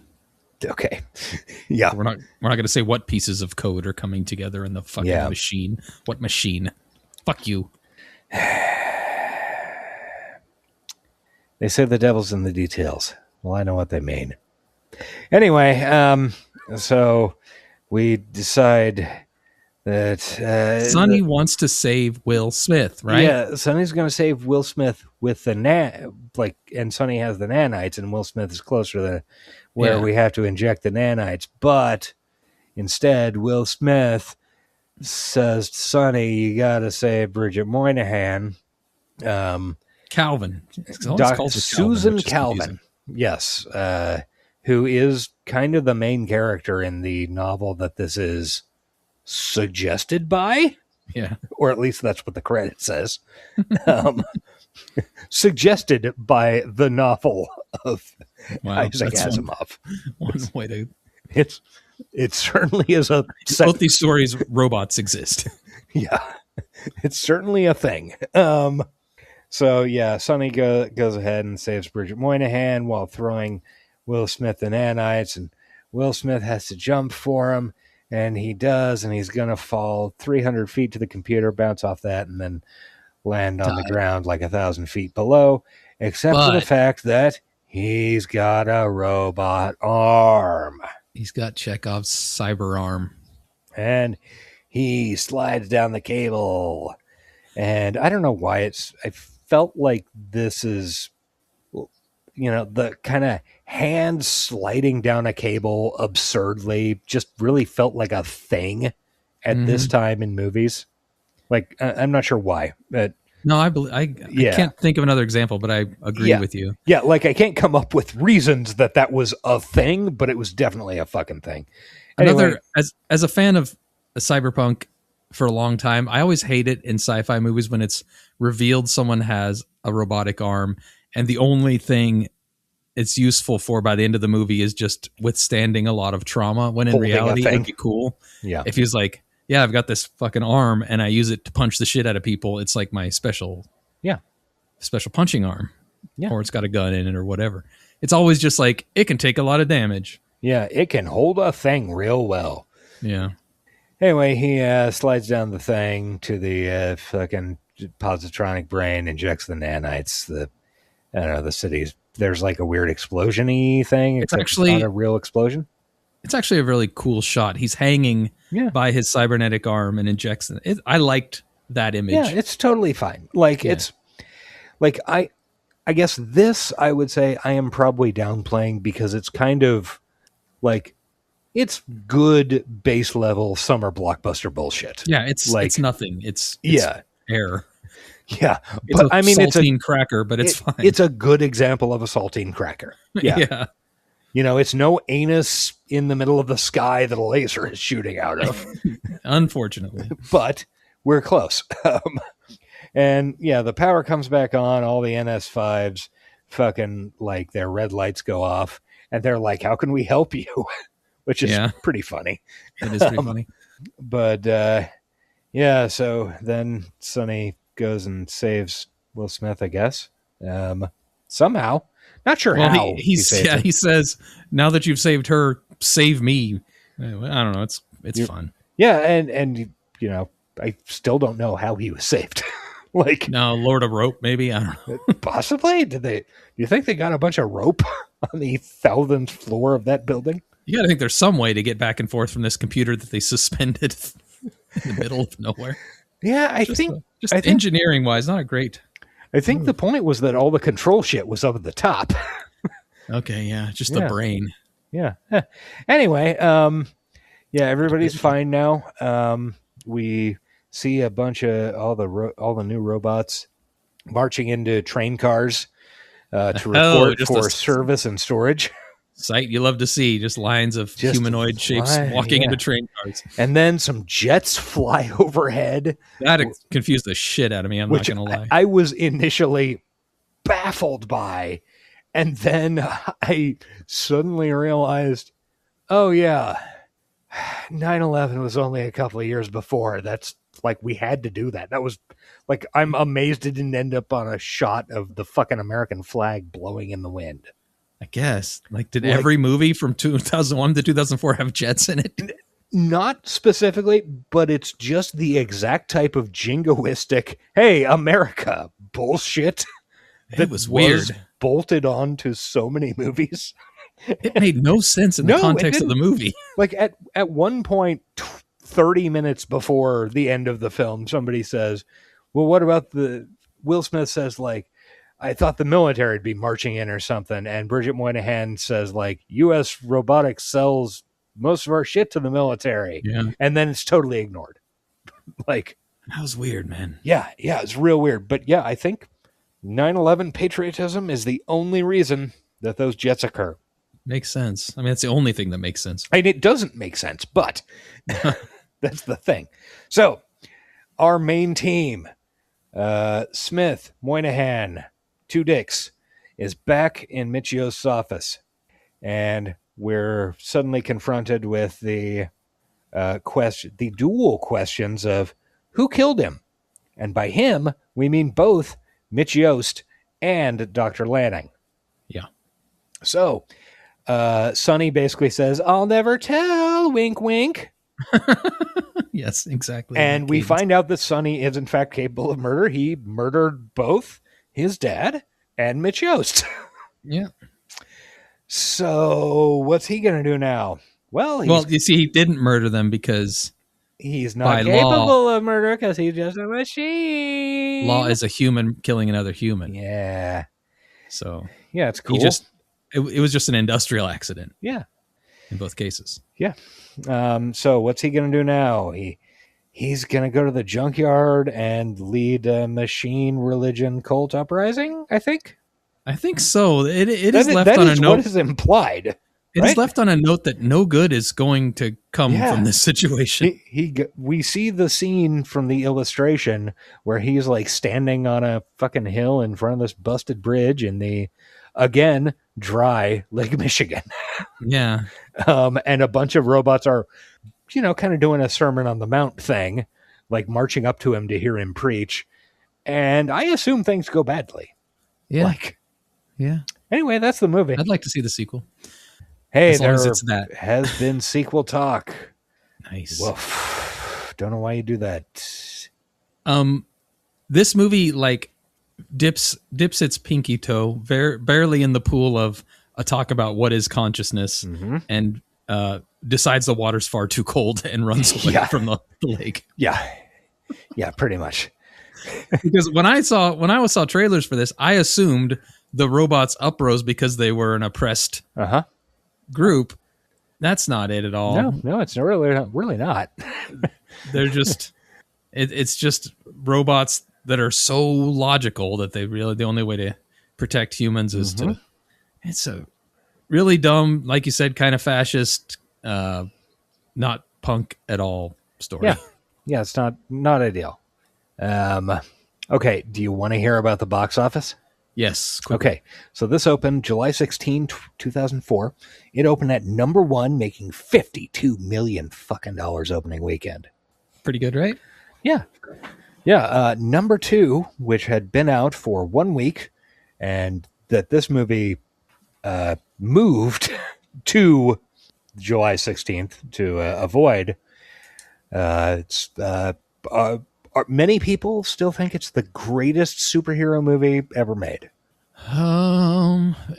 Probably a Batman, right? No. I don't know then. Spider-Man 2. Oh, it is a good one. I do like that movie. Fucking Alfred Molina, directed by Sam Raimi. There is some beautiful fucking Raimi bullshit. Yeah, where it's a good one. Fucking octopus arms are cutting people to death with saws. It's wonderful. Yeah. It's been out for a week, and it has, let's see, it's made like $100 million, $200 million. Number 3, a movie that I know that we saw, one of the important comedy films of this era. Maybe 2004. Maybe not quite the most important one, but certainly certainly one of the defining ones in the kind of Apatow improv. We're going to throw it. 40-Year-Old Virgin? No, I think that's 2006, 2005. This one stars an established SNL cast member from a few years previously. I don't know. Anchorman, The Legend of Ron Burgundy. Yeah. Oh, Milk. Milk was a bad choice. 40-Year-Old Virgin was 2005. Was it? Okay, so the next year. Yeah.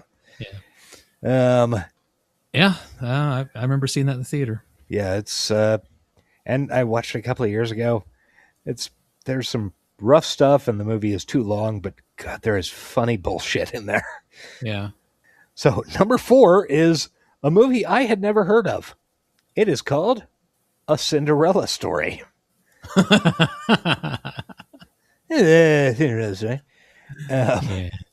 Let's see, and it stars somebody we know very fucking well, Chad Michael Murray. Oh boy, yikes. According to Wikipedia, it is a 2004 teen romantic comedy starring Hilary Duff, Chad Michael Murray, Jennifer Coolidge, and Regina King. Hey, I like Regina King. We love Regina King. Looks like trash. Looks like a Chad Michael Murray vehicle. Yeah, it does, sadly. Number 5, in its third week, I think King Arthur? I think maybe this was the one with can't think of the guy's name. Clive Owen. Yeah. Not familiar. Yeah, didn't ever see it. Number 6, a very big movie for the year. Michael Moore. Was that Fahrenheit 9/11? Yes, exactly. Yes, his follow-up to Bowling for Columbine. Yeah, that's the other one I was thinking about saying, but I have no idea when his shit came out. Yeah, that guy was completely wrong about everything. Yep. History has proven that. Number 7, a very important movie for a lot of people that I have never seen. Ryan Gosling and I can't remember the female lead. The Scroat Book? The Scroat Book. Yes. It's good. Importantly, James Garner's in it, right? Yeah. Rachel. Is it Rachel? McAdams? McAdams, that's the one. Did I just see her in something? Yes, she was in that she was in Sam some Raimi Help. movie. Yes. Yeah. Okay. Okay, there is a generation of actresses who all became who I became aware of all kind of in this 4-year chunk, and I cannot tell any of them apart. Or at least I can't remember which one is which name-wise. And Rachel McAdams is one of them. She's very talented. Yeah, the thing is, I think nearly all of them are very talented. But I cannot keep them fucking straight in my head. Number 8, Dodgeball. If you can dodge a wrench, you can dodge a ball, which is factual. Good year for movies that dorks would be quoting for all eternity. Yeah. Hey, coming up next at number 9, in its 6th week, making $3.4 million, a Wayans classic? Question mark? Starring Scary Movie 2? No, that was a couple of years before. I think that came out in 2001, maybe. Oh, okay. Yeah, they were cranking them out. Yeah, they rocked those things. White Chicks? White Chicks, starring Busy Phillips. Yeah. Number 10, Shrek 2. Fuck Shrek, whatever. I don't give a shit about Shrek, man. I don't give a shit about Shrek either, but I don't want to fuck him. Oh, no. Well, obviously. Why would you? That donkey now. Nah, donk. We got to press on. Fire these off. Okay, just skipping ahead several. Number 25, The Chronicles of Riddick, a totally normal movie made by a totally normal guy who never lies about movies that he is in franchises of. Nope. 26, Mean Girls. That was a good movie. Another Rachel McAdams. Wait, she in that? No, I think She's one of the other girls I get confused. Yeah, exactly. Yeah. Number 34, Metallica. No, she was. She's Regina George. She was definitely okay. Okay. I'm not losing it. It's a good year. Goddamn, Mean Girls and The Notebook came out that year. Yeah. Good job. 34, Metallica. Some Kind of Monster, baby. Oh, God. All right. Wonderful movie. 36, a very important movie that we're going to be hearing a lot more about over the course of the next 2 months. Directed by Wolfgang Peterson, starring Brad Pitt. It is Troy. Oh God. because it's the Iliad. I almost thought you were going to say Meet Joe Black. Oh no, that was 99. Would have been funny. Just finishing this out. Number 40, Man on Fire, the incredible Classic. fucking Denzel film directed by Tony Scott. It should still be in theaters. I mean, he shoves a grenade up a guy's ass. Yeah, Like- meaning to watch it recently. So good. I've been wanting to go on a Denzel kick. A couple of years ago, I was in a hotel during the summer and Man on Fire came on. And I was like, well, I was going to go out to dinner, but I am fucking locked in now. It's a shame that the only movie of his we'll ever cover on the show is probably his worst movie, Wait. Virtuosity. Oh, okay. I bet somebody could sell us on, was it Book of Eli? Is that right? Yeah, Post-apocalyptic? That's dystopian. It's post-apocalyptic. I don't remember any cyberware or anything, but yeah. Yeah. It's too bad. He is very much outside of our range of, yeah. Anyway. Yeah. All right. That was the movies. We have to rate it now. Oh, and Coffee and Cigarettes is at number 55. Yeah, that's a good one. Yeah.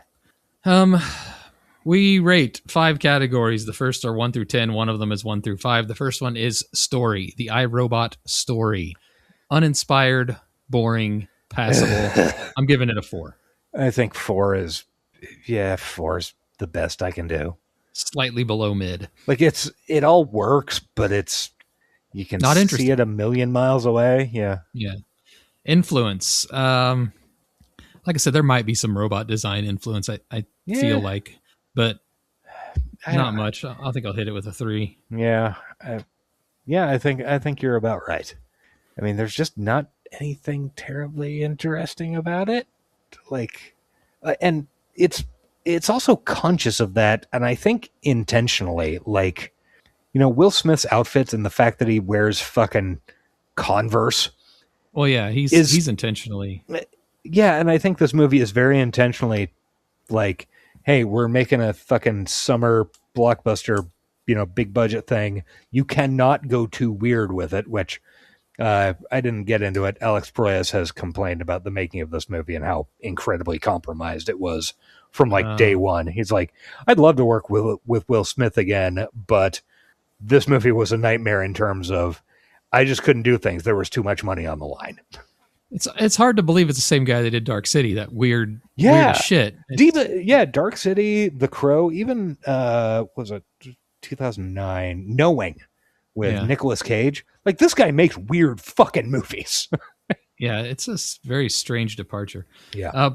Prescience. They started to hint at some things that ended up being prescient with AI. I can't remember exactly the scene, but I remember Will Smith saying something where I was like, oh, that's kind of the way it is today. They didn't even know what they were saying yet. So I'm going to give it some points, but it lucked into those. It didn't predict anything on purpose. All it wanted was a lot of robots to fight. Yeah, so it very unintentionally wandered into our subscription-based future.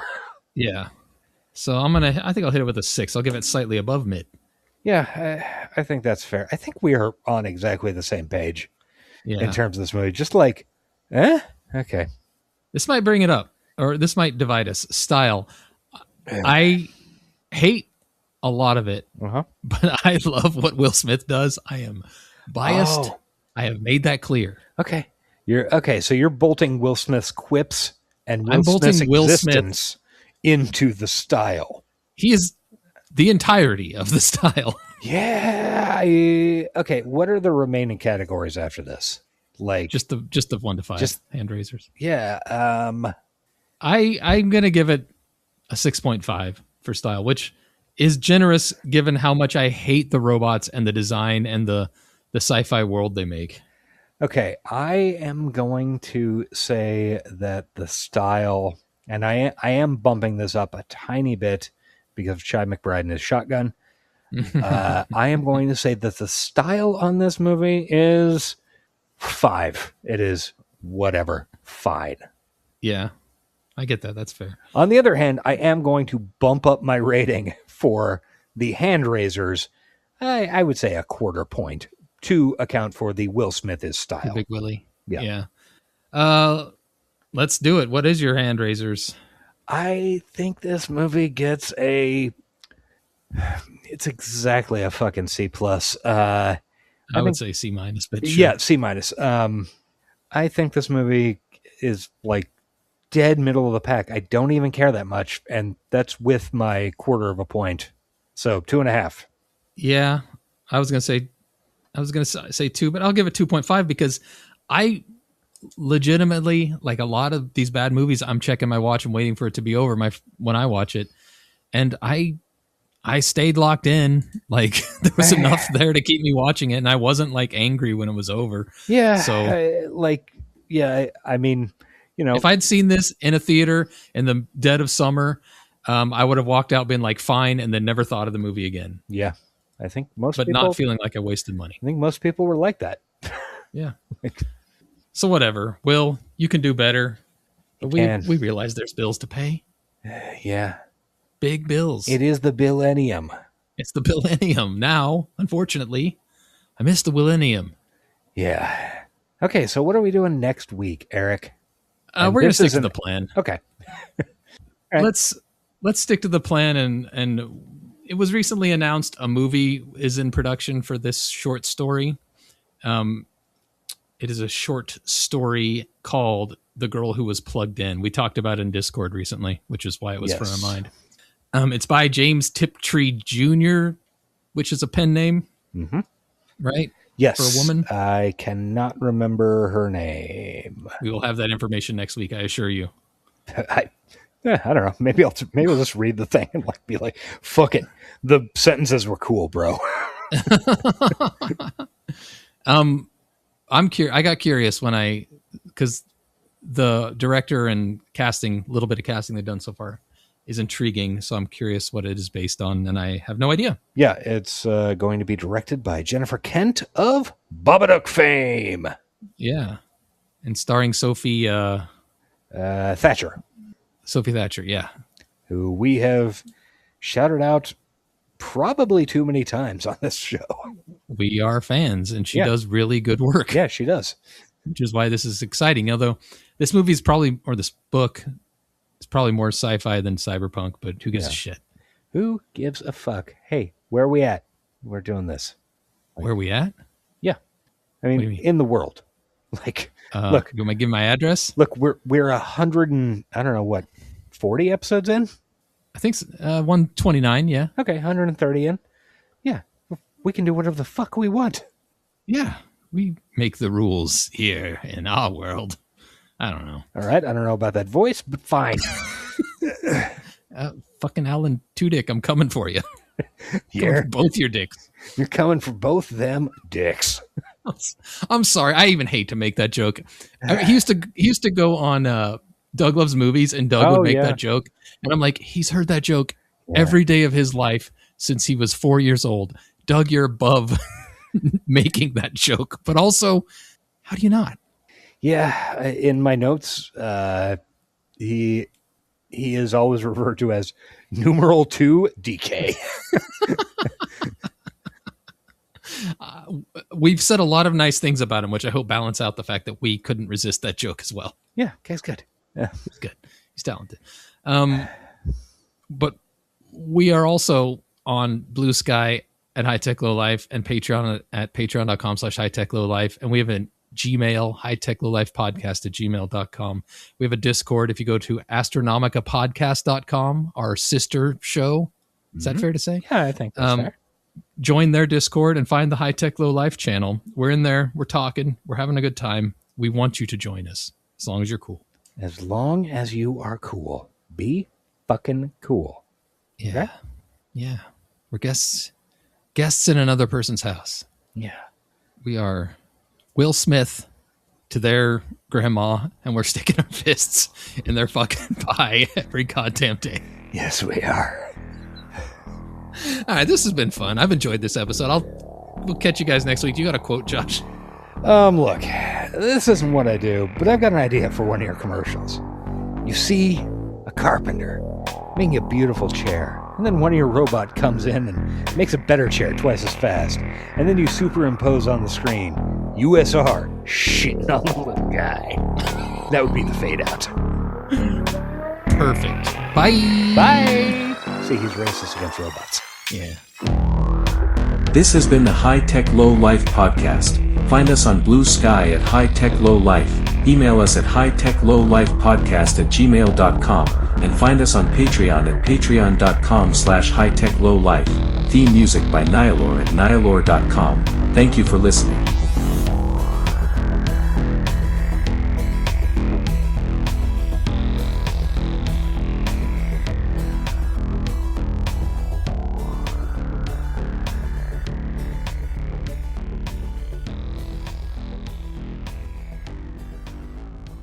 Keep it moving. Come on, what are you waiting on? Let's go. They're trashing our rights, man! They're trashing the fluid data! They're trashing! Everybody, hide the planet! Hide the planet! Shut up and get in the car.